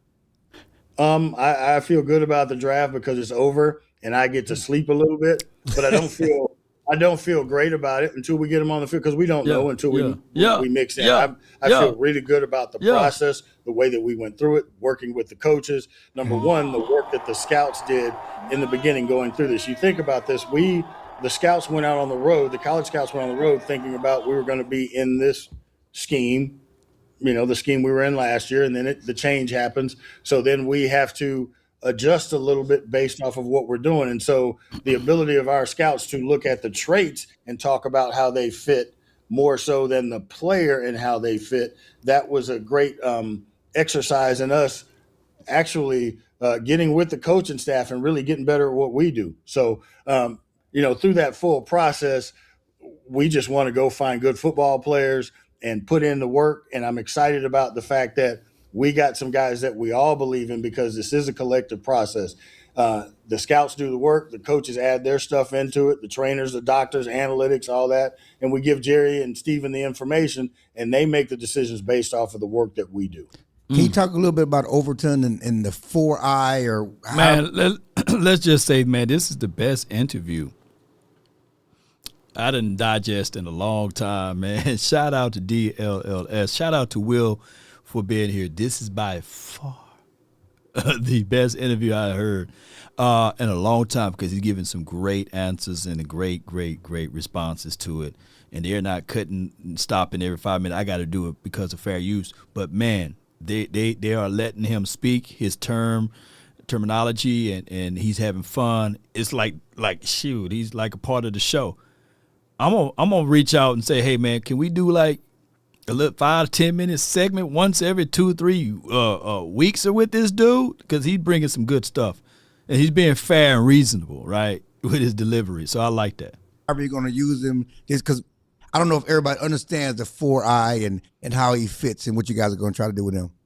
Yeah, there's different alignments. Finna tweet this out. Say 2, 3, 4-eye. All those different techniques fit within the scheme of the defense. And so the versatility of him to be able to align on the outside shoulder of a guard, head up on a guard, inside shoulder of the tackle, head up or outside, that changes some of the things that you can do defensively. And then his ability to play gap and a half, but well as be a one gap penetrator and set edges gives you flexibility along the defense.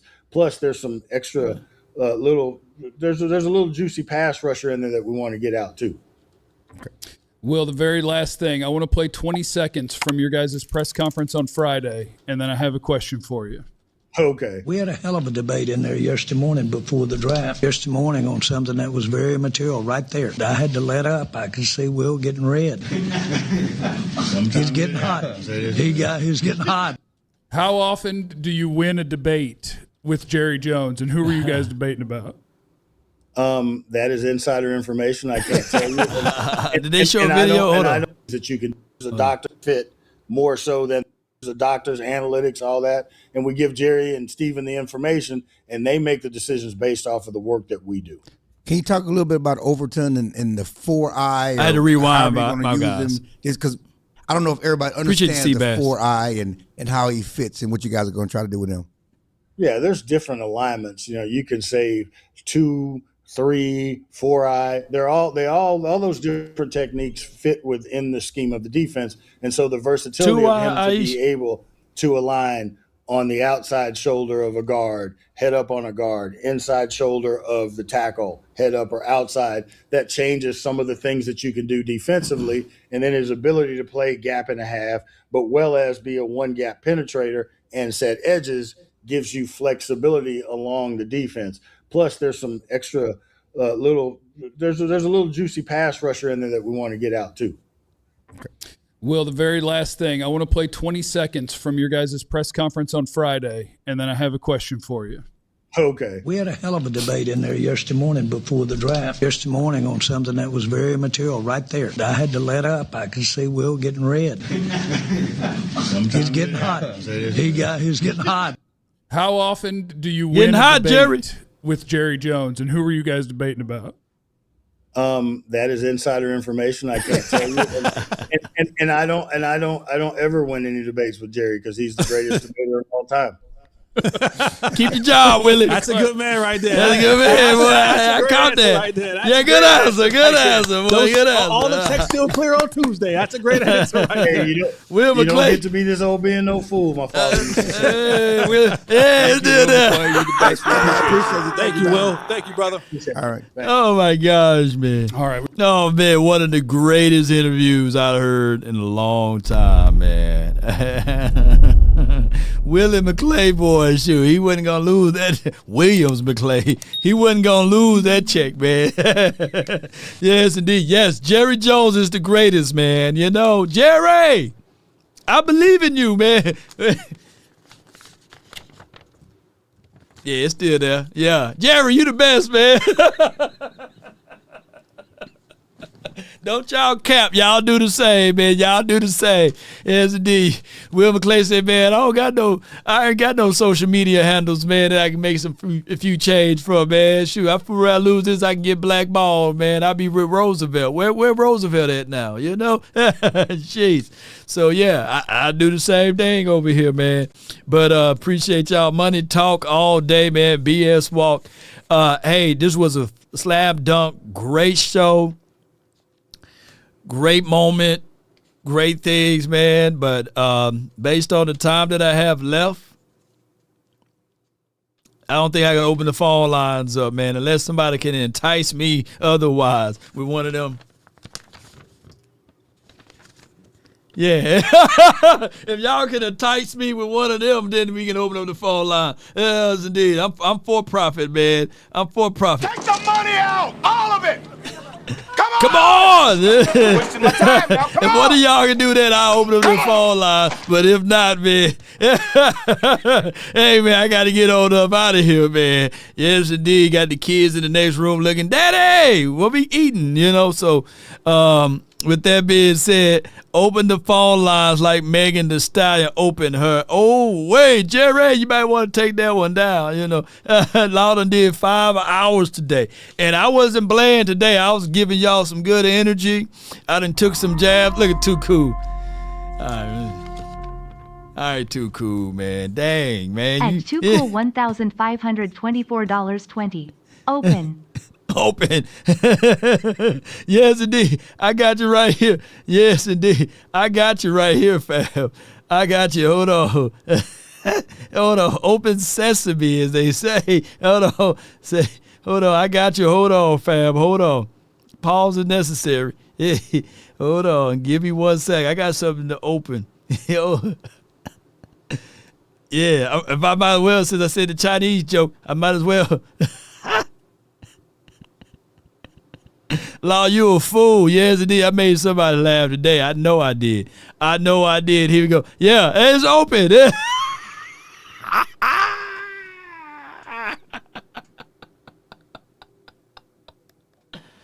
Y'all killing me with this. Oh, shit. Oh, it's open, wide open. Oh, my God, man. Oh, my God, it's open all the way. Oh, my gosh. Oh, my gosh, boy. I've tried to get canceled more than one way. All right, man, let me see. Oh, man, I can only do about 2 or 3 of y'all now. Y'all be getting up here preaching sermons and stuff. Hold on. You are the only participant in the conference. Where you at, Too Cool? You gonna drop another 20 in there? Yeah, I'd do it for another 20. Now, come on now, Too Cool. Where you at? The phone lines is brought to you by Frenkel and Frenkel Personal Injury Lawyers. If you ever in the jam, if you ever fall, slip into something that you can't get out of, and you done hurt your leg, your pinky toe, and especially if you at work, oh my goodness. Reach out to our proud partners, Frenkel and Frenkel Personal Injury Lawyers. There's 817 in every 3 you can dial, or 214 in every 3 you can dial. I got my guy from the 210 Too Cool. He says, open up. It's open for you, man. What's good, Lo? All is well, man. Can't complain, man. So you know that when you said that shit about coaches versus players and players versus coaches, you know that was right up my alley. I know. Before the season started, I told you about Sonny Styles. But soon as they hired Christian Parker, I did a switcheroo. I said, we need Caleb Downs. Okay. Right? Yeah. When I look at Caleb Downs and I look at what Christian Parker can do, and I look at the subpar DBs and stuff that he had. Mic check. Okay, good. I just check my volumes up because sometimes when I open the phone lines up, it go crazy. All right, but go ahead. You good? Yeah, but I look at some of the. This is the best DB Christian Parker ever worked with.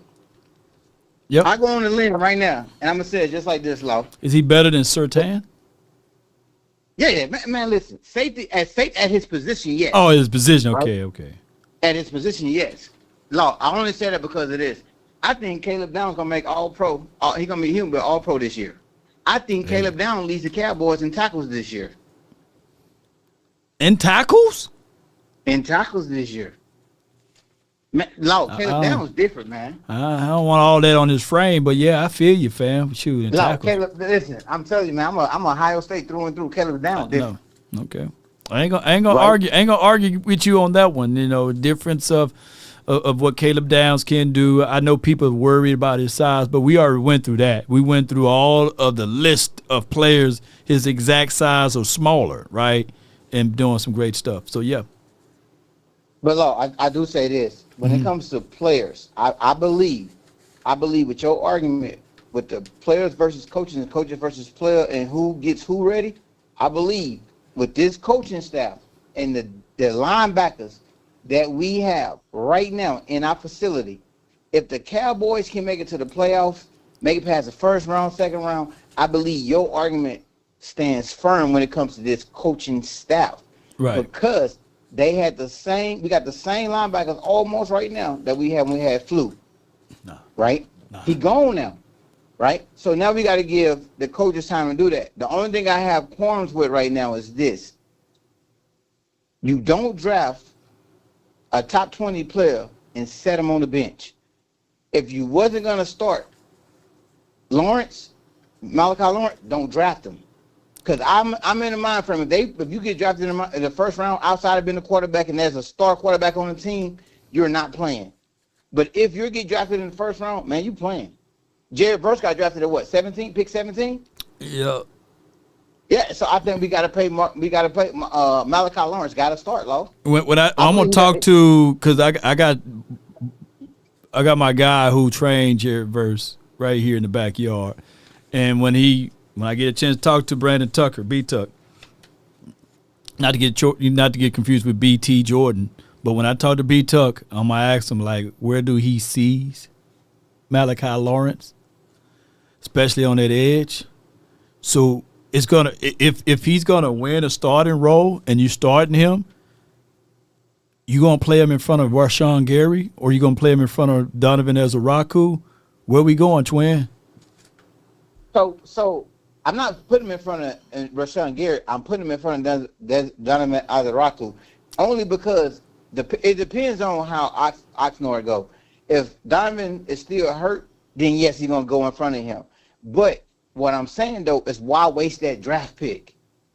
You know what I'm saying? Like why waste that draft pick? Because to me, you could have went and got Warren. You could, if you're gonna put Caleb Downs in the nickel, put Caleb Downs in the nickel.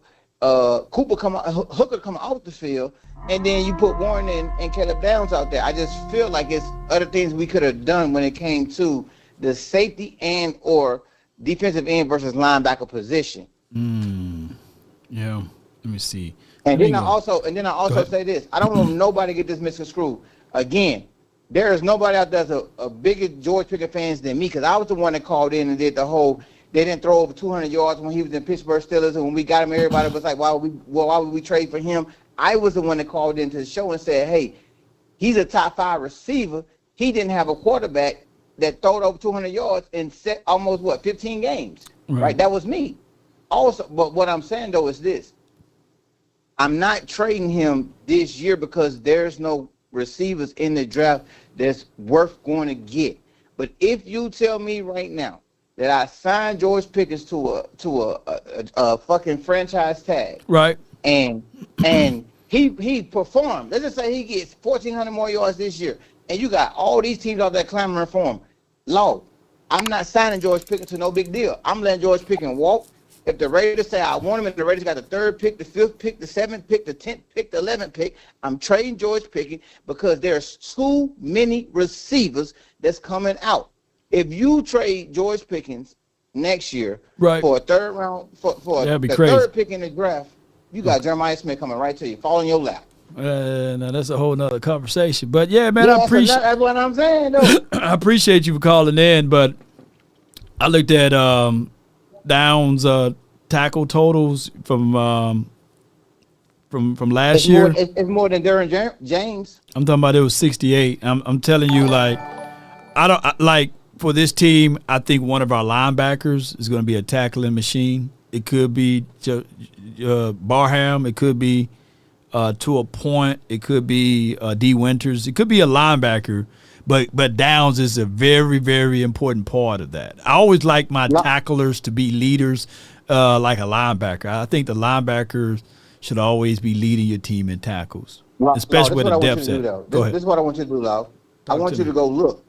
Because everybody talk about Downs versus James versus Hamilton versus go look at Downs versus James and Hamilton and what's your boy Jamal Adams. Mm-hmm. Go look at all his stats coming out of college. Out of college. They all coming out of college because I think what we do sometimes we try to compare college players to NFL players. It's not fair that you try to compare Downs to Jamal Adams when he's been in the league 3 years, or Hamilton when he's been in the league 3 years, or Derwin James when he's been in the league 10 years or 8 years. You're comparing a rookie to somebody that's been in the league and established. Right? Yeah. But when you go back to the totality of their career, man, Downs supersede all of them. Go look it up. Yeah, I just pulled it up. I just pulled it up. Throughout college, Derwin James had more tackles and more solos. How many interceptions? He didn't have that many as far as INTs though. But he did. How many pass breakups? PBUs and stuff like that. Let me look that up. Boy, you got me doing homework and stuff, man. Come on, man. What I'm saying, what I'm saying though is you got to look. People got to understand. Ohio State won a national championship last year, not this year, but last year. You got to look at that team, man. Right. Derwin James played on Florida State. Who was on Florida State? During that time frame, shoot, that's many moons ago. That was 2000, and I want to say 18 that I've looked into this up. So it's been many, like they're two different body builds. Like, yes, I get it. You know, Derwin James was he come across that corner, you go like, who hit me? Now Downs, he can still pop you. Don't get me wrong, but I think that what I want more out of Downs is not to be that physical guy, but more that cerebral guy that can point and make sure that these other guys can get there. Now he do have bite. He do have bite. I'm on the same thing with Nick Saban. Like Nick Saban said, do not put Caleb Down in the fucking nickel. Let Caleb Down play safety. On top of the roof? You heard Nick Saban say it. Let him play safety. Let him play his natural position. Man, that's the reason why Saban didn't make it in the NFL, though. But listen, man, Saban put defense in the league, man. There is not one coach that you could say that coach college football that put more defensive players in the league than Nick Saban. I know. I get with you on that, though. But I'm just saying, though, man, I appreciate it. What else you got for me, man? Anything else you want to gloat on, man? Let me tell you, listen, I'm telling you, October 1st. Matter of fact, I'm going to invite you to my retirement ceremony. In San Antonio? Yep, San Antonio. Hey, Dub, my guy Dub down there. He's gonna be down there for all this weekend, man. So go to his stuff, man. Show my guy Bubba Dub some support. Hey, you gotta shoot. You gotta shoot me. You gotta shoot me all the info. But listen, what I'm saying, man. I got you. You come down for the retirement ceremony. You come down here in January. But I'm letting everybody know. Soon as I retire, October 2nd, Too Cool gonna be on here. Too Cool gonna be on the news. Okay. All right, I can speak freely then. All right, come on, man. We appreciate you, man. Hey, love you, Law. Much love to you, too, man. Thank you for all the support, man. You're going to get my kids through this private school, man. I appreciate you, man. That boy. I need every help, man. Appreciate you, bro. That's my guy, Too Cool, man. All right, that's Dub Show right there. He's going to be doing some crazy good things. I just posted it. My guy in the chat, DP states a super chat, if Caleb Downs leads the team in tackles, then that means the front seven isn't doing their job. Yeah, because I want that linebackers, man, to do their thing. And this is Dub comedy show special. If you're in the 210 area, San Antonio, be sure to give my guy a support. The link is in the description box, or the link is in the chat area. The Bubba Dub, my boy. Excuse me. Is going to be doing some great things. Let me reshare this right quick, and get things going. Get out the way, Law. Get out the way. All right. So let's go, man. Support my guy. Laugh Out Loud Comedy Club. My guy Bubba Dub doing some crazy great things. Hopefully down the stretch, him and I can do some stuff together, man. All right, I got my guy from the 201. You're in, my guy from the 201. 100 grand with the plan, man. You live on the nation, man. Talk to me, man. Listen, man, I don't understand. Too cool, my guy, but come on with this trade George Pickens stuff, man. Why can't we have guys for more than 1 year? Like we had Lamb and we had Lamb and Coop, but Lamb and Coop really only played 7 games together. That's terrible. Yeah. We only played 7 games together. Why we can't have guys to play for a while, man? Why Dak Prescott can't have 2 wide receivers that play for a while? I mean, you got CD, you got AJ Brown and Smitty played for like 4 or 5 years together. Right? They got you got them Bengals boys over there. They played for like 6, 7 years together. That's and wild. They didn't have the production that Lamb and Pickens had in 1 year. Facts. They don't have Dak. Oops.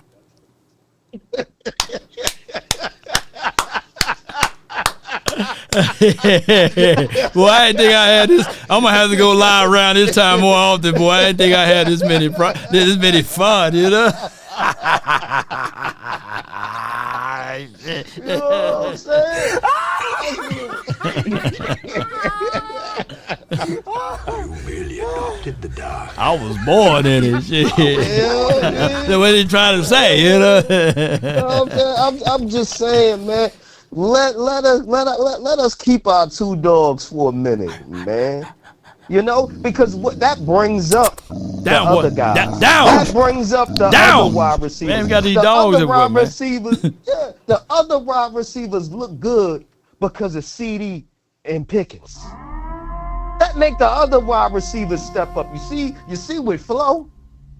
Man. You see Flo stepped up. Oh, I got too cool, man. I want him here. Pause. I'm the biggest GP fan, but the agent greedy. But what the salary combined? Man, all right. I don't want to hear nothing about no salary. Wait. When the Eagles could go Too out cool. there and spend $1 trillion. Too cool. Call in, defend yourself because it's gonna be a battle royale. I want to know. I'm tired of being the middleman, man. I'm gonna let y'all two. You can teach your boy how to swabble or something, man. So too cool. All these donations you said and then, hey, come on, call in. Call back. I got another super chat. See, money flows when they're too cool. I want to send my daughter to Ohio State. Shout out Law Nation. Shout out Memphis. Yeah, with the salary cap raising every year, why couldn't we afford Pickens and Lamb? Appreciate you, my guy 901, Khalil Small, man. Every time he send that in, I can hear his voice. All right, I got too cool and 100 grand with the plan. All right, so we're going to have a healthy decorum, okay? Which one of you guys want to go first? Which one of y'all want to go first, though? Go ahead. 100 grand got it. 100 All grand got right, it. you got the floor. You make your point, and then I'm going to let Too Cool get in, man, with the college fund. Hey, come on with Listen, like I said, man, why can't we have stability at the wide receiver position? Why? Why we always got to move around, move this piece, move that piece? Let's keep that going. And if you want, they bring up the other wide receivers. You see the other wide receivers, all of a sudden, wait a minute, these guys can play. No, it's because they got to pay attention to CD and Pickens. That's why these other guys can eat. You take one away and you put a rookie wide receiver in there, it's not going to be the same. All right, that's 100 grand point. It's not going to be the same. Too cool, you in. I disagree because if Jeremiah Smith replaced George Pickens, it would be the same. However, everybody keeps saying that the Eagles did it. What is the Eagles' salary when it comes to Smith and A.J. Brown? When you look at right now with the franchise tag on George Pickens and what CeeDee Lamb is being paid right now, they still supersede what the Eagles is paying for A.J. Brown and Devontae Smith right now. with a franchise tag. Okay.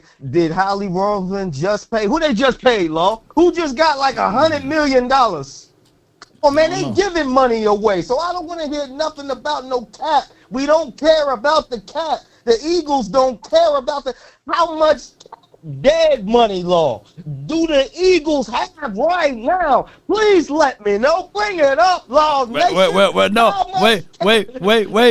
You had to phone a friend, man. You get in, man. Tag somebody in the chat. I'm finna pull up Smitty's contract. Hold on, man. You got to phone a friend. Maybe I had to have that added to the segment or something.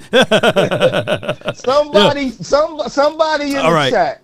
How much dead money do the Eagles have? All right, I'm pulling up. I guarantee you it's like $700 million. I guarantee you it's probably around there. $100,000. What I'm saying though is this: when you look at what everybody keeps using the Bengals, but when you look at the Bengals and the Cowboys, they're worse at spending money. And when you look at them being worse at spending money, let me tell you something. Forget the cap. It's not o'clock at night.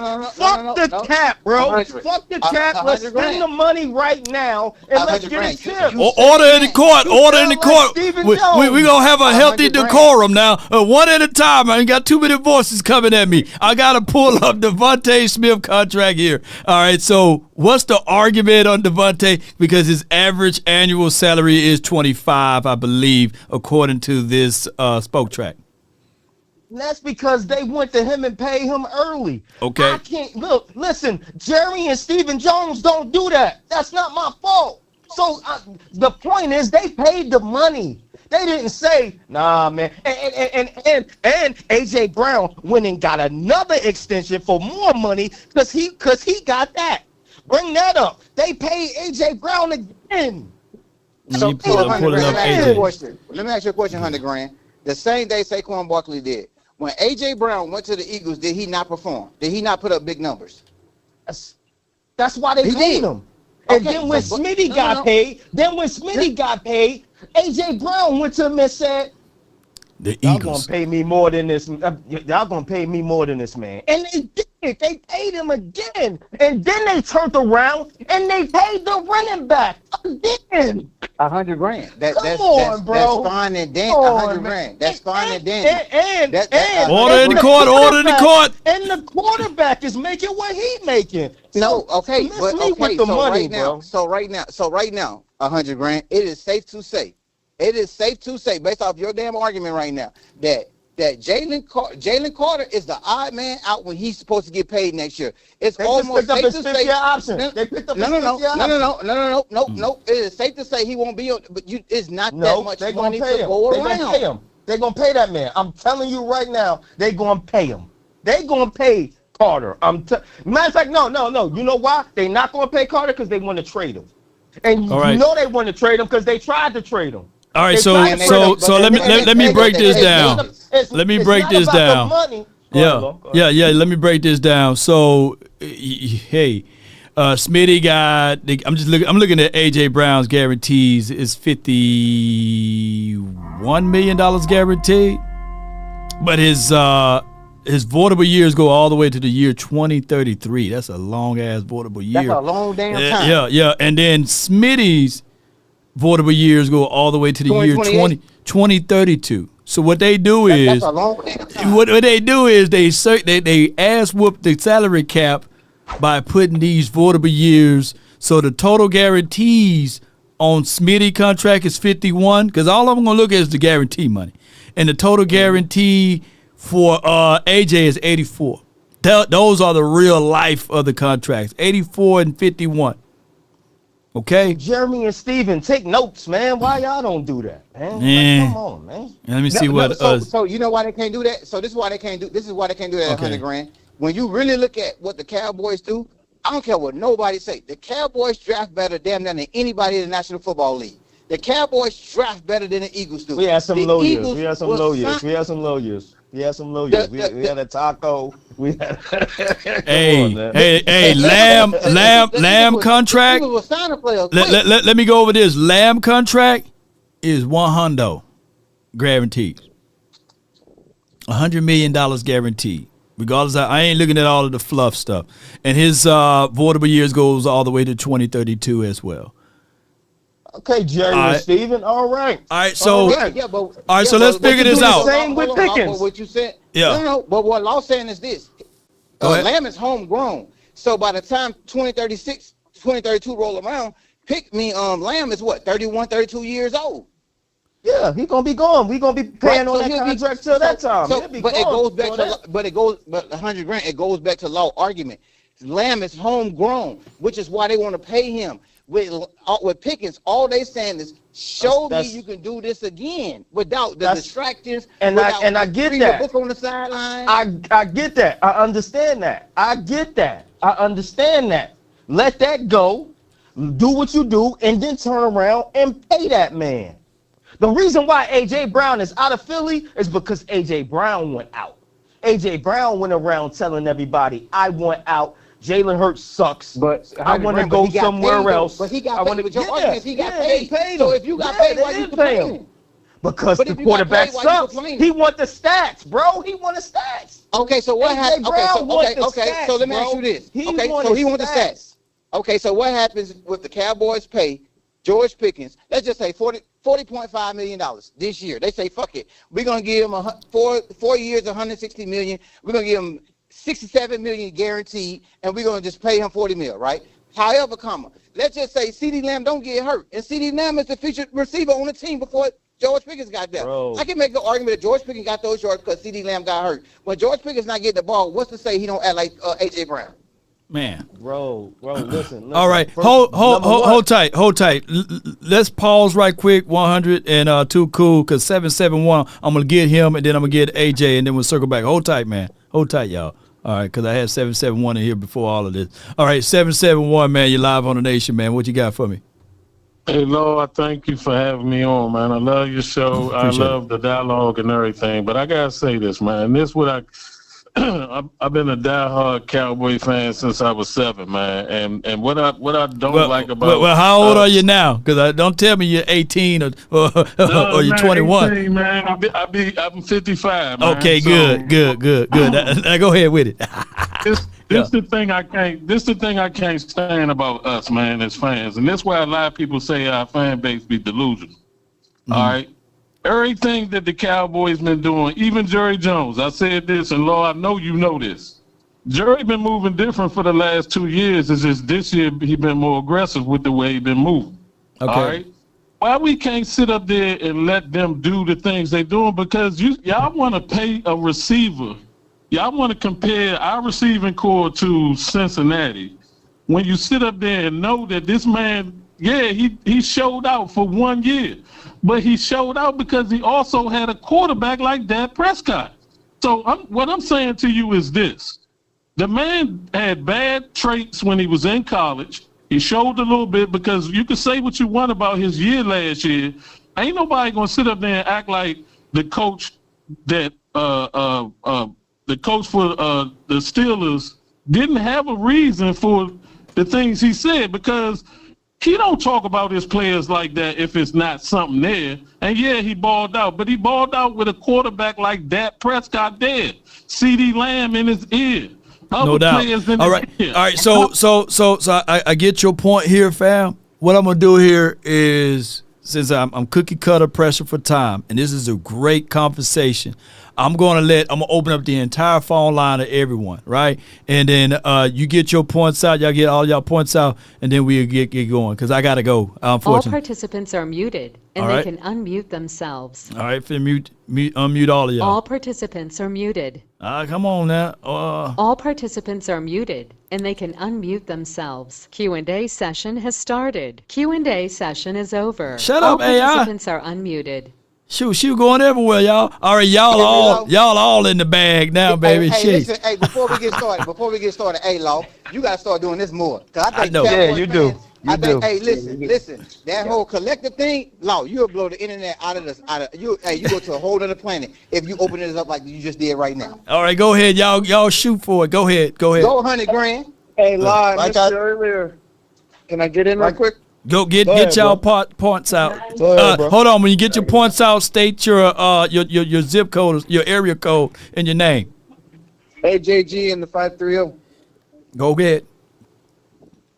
All right, Law. I just want to say I think the guys that we got this year between free agency and the draft, they're really gonna help the guys we had already on the team and practice get better. Because last year nobody really got better besides George Pickens. And next to that, I think they need to move Leofau back to freaking linebacker because they're kind of short still there.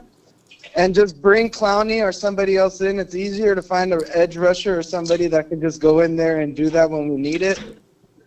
And next, I'm hoping I could get out there to Oxnard because I really want to see Caleb Downs versus CD one-on-one in person. CD killing them on one-on-ones. You think so? Yeah, hell yeah. CD, man, one-on-one, unguardable, man. But with leverage, help over the top, and somebody in the middle of the field, I think Downs can win. But one-on-one, I think that Lamb going to eat him up, man. I'm just saying. But that's not an argument, though. That's why a person that made that argument right now don't know football. No safety will come down and try to guard me as a receiver, one-on-one. No. He going to play his position. In practice for fun. No, I said he gonna play. Nah, he gonna play his position. He gonna play his safety position. But that's what I'm saying. And you talking about bringing in a rookie in here? What they gonna do is put the number one guy on that rookie, and they gonna bracket CD, and it's over. Like, come on, bro. You can't do that with Pickens, though. Right now. Okay, 100 grand. 100 grand. Listen, hey, 100 grand. I promise you this. Law, remember I said this. 100 grand. If Jeremiah Smith don't win Rookie of the Year, I'll owe you a tomahawk steak. If Jeremiah Smith don't win Rookie of the Year, you talking about in the future? Lord, clip that, Lord. Oh, we can remember that. You don't have to clip it. I gotta get in on this. DP, man. DP. State your name and area code. A grown ass man in college like Adrian Peterson. Flip that, Lord. I'm telling you that right now. I'm gonna remember this now. I don't be nigga now. I'm gonna remember this. You telling me he gonna come right out the gate like that? On their ass. On their ass. Ohio State born bred. I'm an Ohio State diehard. Listen, I'm a Bama boy, but come on, man. I know. So why you guys stay out doubting Caleb Downs? Let the 979 get in, man. Get in there. Get in on this. Hey, what's going on? Hey, this DP calling in. What's going on, fellas? What's up, man? Hey, all right, okay. So my quick question is, it's too cool, so I can try to understand where it's coming from. So too cool. So, and obviously, this with all due respect, so you say you want GP here, right? Yes. Okay. So what about next season? You said what about next season? Yes, sir. That's what I'm saying. If we pay George Pickens right now, I'm not saying don't pay the man. I'm saying they can pay the man. If they pay George Pickens, like let's just say the market right now is $40 million. They paid him $39 million. There's no way in hell, based off CD Lamb body of work, that you paying him anything less than goddamn $43 million or $45 million next year. That will put us over 70, almost $80 million with two freaking outside weapons. $80 million. Okay, I mean, okay, I get that, but here's the issue. And this is why, like, me and a bunch of other people talk about, this is the problem with Jerry Jones and Stephen Jones, is that they constantly wait to pay these guys. Had they done a sign and trade with GP when they brought him here, we wouldn't be in this mess. So that's nobody else's fault but theirs. And I understand what you're saying. GP ain't want to get paid. GP didn't want to do it. So that was the only thing. I get that. So, but so I'm almost off my train of thought. So, okay. So when it comes to this whole situation, the market is the market. Now, I understand you don't agree with that, too cool, but that's just what it is, bro. Like, right. He's not gonna take less than what you think he should take. And now, hold on, real quick. I'm gonna let you go. Like, so it's like, so it doesn't matter what what we think. Like I guarantee you, we don't even know what his asking price is. Nobody knows. Me personally, I don't think the dude is gonna take no 35, 36. But we'll see how it goes. Go ahead, too cool. So let me ask you a question though. Based off body Yes, sir. of work, since CD Lamb been in the league and since George Pickens, came in the league after CD Lamb, a year after. Right. So since Yes, sir. CD Lamb been in the league and George Pickens been in the league, do you think George Pickens deserves to make more than CD Lamb right now? Based off because it's CD Lamb's second contract. Do you believe that George Pickens deserves to make more than CD Lamb's second contract based off his body of work with his first contract? If it was me, I would pay him the equivalent of what CD is making. Maybe a little bit more because, again, like I said, that's what I'm saying. I pay that motherfucker $36 million and move on. But see, that's the thing. His agent might not go for that. So that's why you got to figure out. The agent, you got to look at it like this. The agent want to make. See, people forget that the agents want to make money. Right. So when we keep saying these agents took Jerry Jones to the woodshed and stuff, like we're boasting and bragging how agents are like murdering Jerry Jones' pocket. But then we say on one front, don't count the players' pocket when it comes to paying, when they want to get their money. But then we count Jerry Jones' pocket when it comes to paying players, right? All I'm saying right now, there's not one player that Jerry Jones drafted in the last 15 years that you could say that he drafted in the first round, he let walk away outside versus him trading him or letting their ass walk away, Tarko Charleston and somebody like that. All the other players, he tried to work with them. I'm not saying don't play GP. All I'm saying right now, as a football player, GP body of work, his first contract has not surpassed CD Lamb's. So to me, he do not deserve to make more money than CD Lamb. Let me do this. Let me do this right quick. All participants are muted. All right, They can unmute themselves. Hold on. Let me just step in right quick. All right, so that we can be on the same page, and I'm gonna make it visible so that everybody can see what I'm seeing. All right. We know that George Pickens was not a first-round draft pick. So, therefore, when you look at all of this, year one in 2020, Lamb made $8 million. In 2021, he made $9 million. In 2022, he made $11 million. In 2023, he made $14 million. In 2024, he made $53 million. And in 2025, he made $80 million, right? Based off of his contract by being a first-round draft pick. That's why it's so important to be a first-round draft pick. And if we look at, I hate we count money, but it is for what it is. Pickens' first year in 2022, he made $2.7 million, $3.8 million the following year, $5.1 million in 2024, and in 2025, he made $8 million, $8.7 million. So this is the biggest money that he is going to ever see in his life is this franchise tag, $27 million. So Lamb already been making money. So that's the differences between the two of all of it. Now you guys can. All participants are unmuted. That's what I'm saying. You think Lamb care? Yeah. Lamb don't care. Listen. Lamb out of his own mouth said he. If we get to the NFC Championship game and let's say we lose, you think Lamb going to talk about, man, I need $45 million? No, they want to win a ring. Lamb and Dak Prescott, they want to win a ring. They don't care if they made their money already. It's about legacy. Yep. Matter of fact, so Pickens, let's get your bread. CD Lamb out of his own mouth. CD Lamb out of his own mouth said that he cool with George, making more than him. He said out of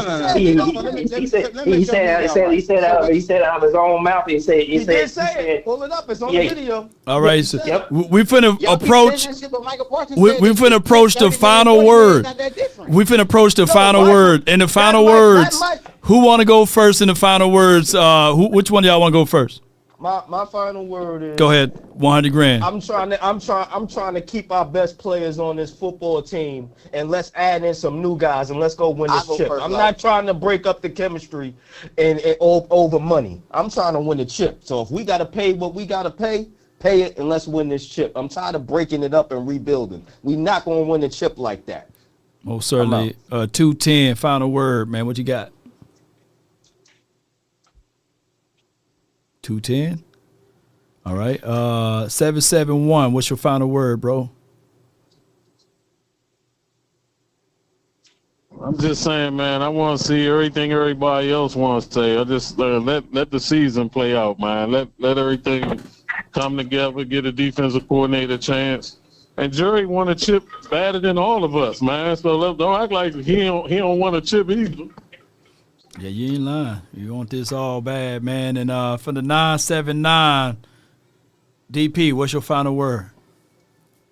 All right, well, appreciate the dialogue, fellas. Mm-hmm. You know, it's I'll just say this. I think we all want to see this team win. We all want to see the team be successful. We all just have different ways of how we want to go about it. You know, so me personally, I'm the same way. 100 grand. Don't break it up, man. Like, don't break it up and have us go back to it being CD Lamb or plus when it comes to the wide receiver group. You know, no disrespect to Ryan Flo, but Ryan Flo is not George Pickens, and there's nobody in next year's draft that's better than George Pickens. But it's all love, fellas. Too cool. Appreciate you giving me a chance to speak with you, brother, and appreciate it all for having an open dialogue. Appreciate you, man. And last but not least, man, Too Cool, you got a final word? Because I didn't hear you earlier. Are you there? Yeah, I'm here. Can you hear me? Yes, indeed, man. We can hear you, man. What's your final word? So I just caution everybody, right? So like everybody will suspect that the Eagles going to trade AJ Brown. Mm-hmm. I'm a Dallas Cowboy diehard through and through. My son's middle name is Dallas Sir Jones. Don't like listen to what I'm saying. First Man, name you is- related to the I damn think Joneses? I knew it. Yeah, I knew it. shit, I knew it, boy. You that damn outside chair. What's your point? I ain't got shit to lose. I ain't got nothing to lose. But what I'm saying though is this: sometimes I look at us and I say like we our own enemies when we don't even gotta be. Everybody speculate that AJ Brown about to get traded. What happened when he don't get traded and Mekhi Lemon is the third receiver on the Philadelphia Eagles? They're gonna be nasty. See, so we're speculating that, right? Yeah. All I'm saying though is this: I want GP to get paid. What I don't want is for next year when CeeDee Lamb is supposed to get paid, the whole 3-letter, 4-letter network start saying, why would the Cowboys pay CeeDee Lamb and George Pickens both over $40 million? Because that'd be the first time in NFL history 2 receivers make over $40 million if they do that. I'm trying to tell everybody right now, GP is a top 5 receiver. CD is a top 5 receiver, and I take that shit to the bank, and I argue anybody about that, right? All I'm saying is when it comes to the money, that's a lot of money for 2 number 1 receivers on the same team, and that shit ain't never happened in NFL history. I want GP to get paid, but what I don't want is this: they pay GP and they fuck around and trade CD. I don't want that. Oh shoot, hell no! Come on, man. Appreciate you, man. I don't want that. Yeah, on paper. Caleb Down got next. Caleb Down gonna be a Hall of Famer. Caleb Down gonna make All-Pro team as a rookie. I'm letting y'all know now. You heard it here first. That's all I got, Lau. Keep doing what you do. No doubt, man. And the Appreciate collective ain't got shit on this on Law Nation. you. Wait a minute. Shout out to him. I appreciate you, man. That's too cool, man. Goodbye. Oh my gosh, man. Oh my gosh, boy. All right, with that being said, man, oh my God, marathon type of show. All I can say is let's congratulate my guy GP for signing the franchise tag. We'll see whether or not he's going to perform or hold out and stuff like that.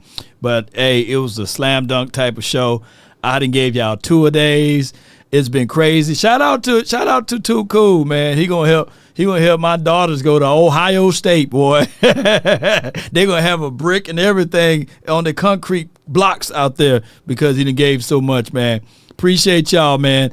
Also, collectively speaking, shout out to the Cowboys Collective. I have no ill wills or anything towards them. Shout out to everybody that's on that panel, and shout out to everybody at DLLS, Haymaker, and beyond. Shout out to all of the content creators and everybody that's in this space. I know I joke around a lot on a few things, but even shout out to Tyler Perry and Will McClay. No shade at you guys. I feel like I'm getting my lick back at everybody that call me James Harden. So I get my lick back. That's all I do. But neither here nor there. Shout out to everyone that participated.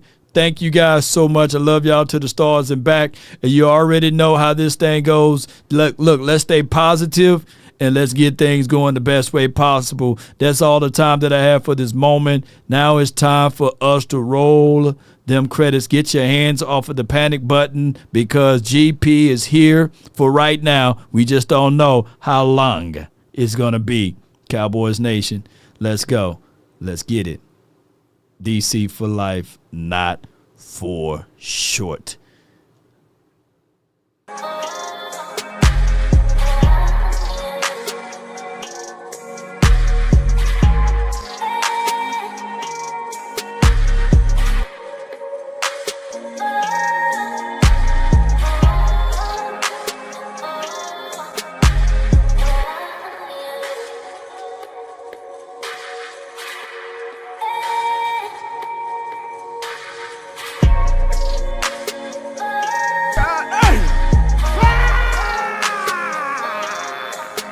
Oh my God. Yeah, on paper, they're a better team. Right. They have all the assets and resources that we don't. But let us get on the line, boy, and see if that factors in. I guarantee you it won't. Wow.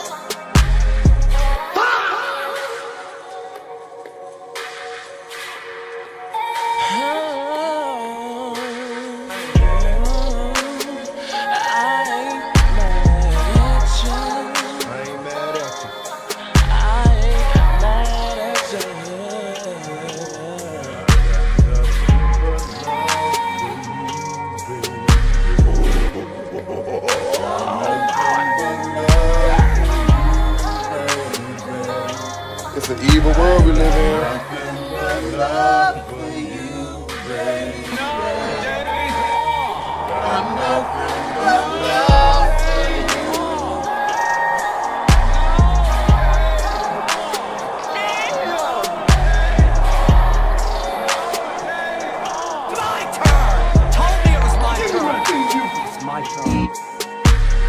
Spartans!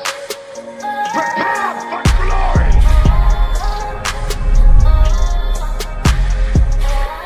Until next time, DC for life.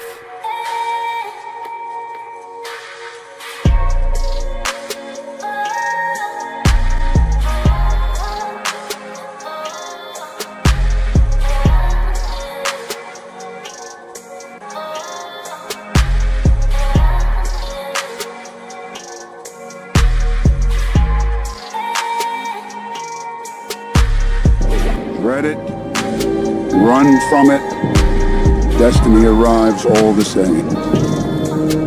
And now it's here. Or should I say, I am.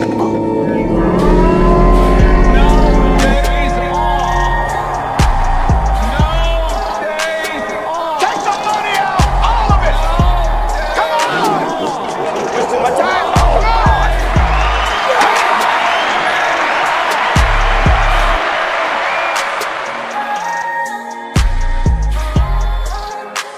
You merely adopted the dark.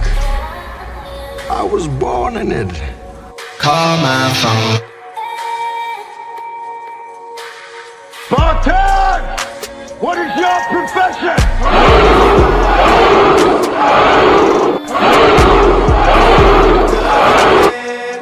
They can come closer than close, yeah. Original they never will be.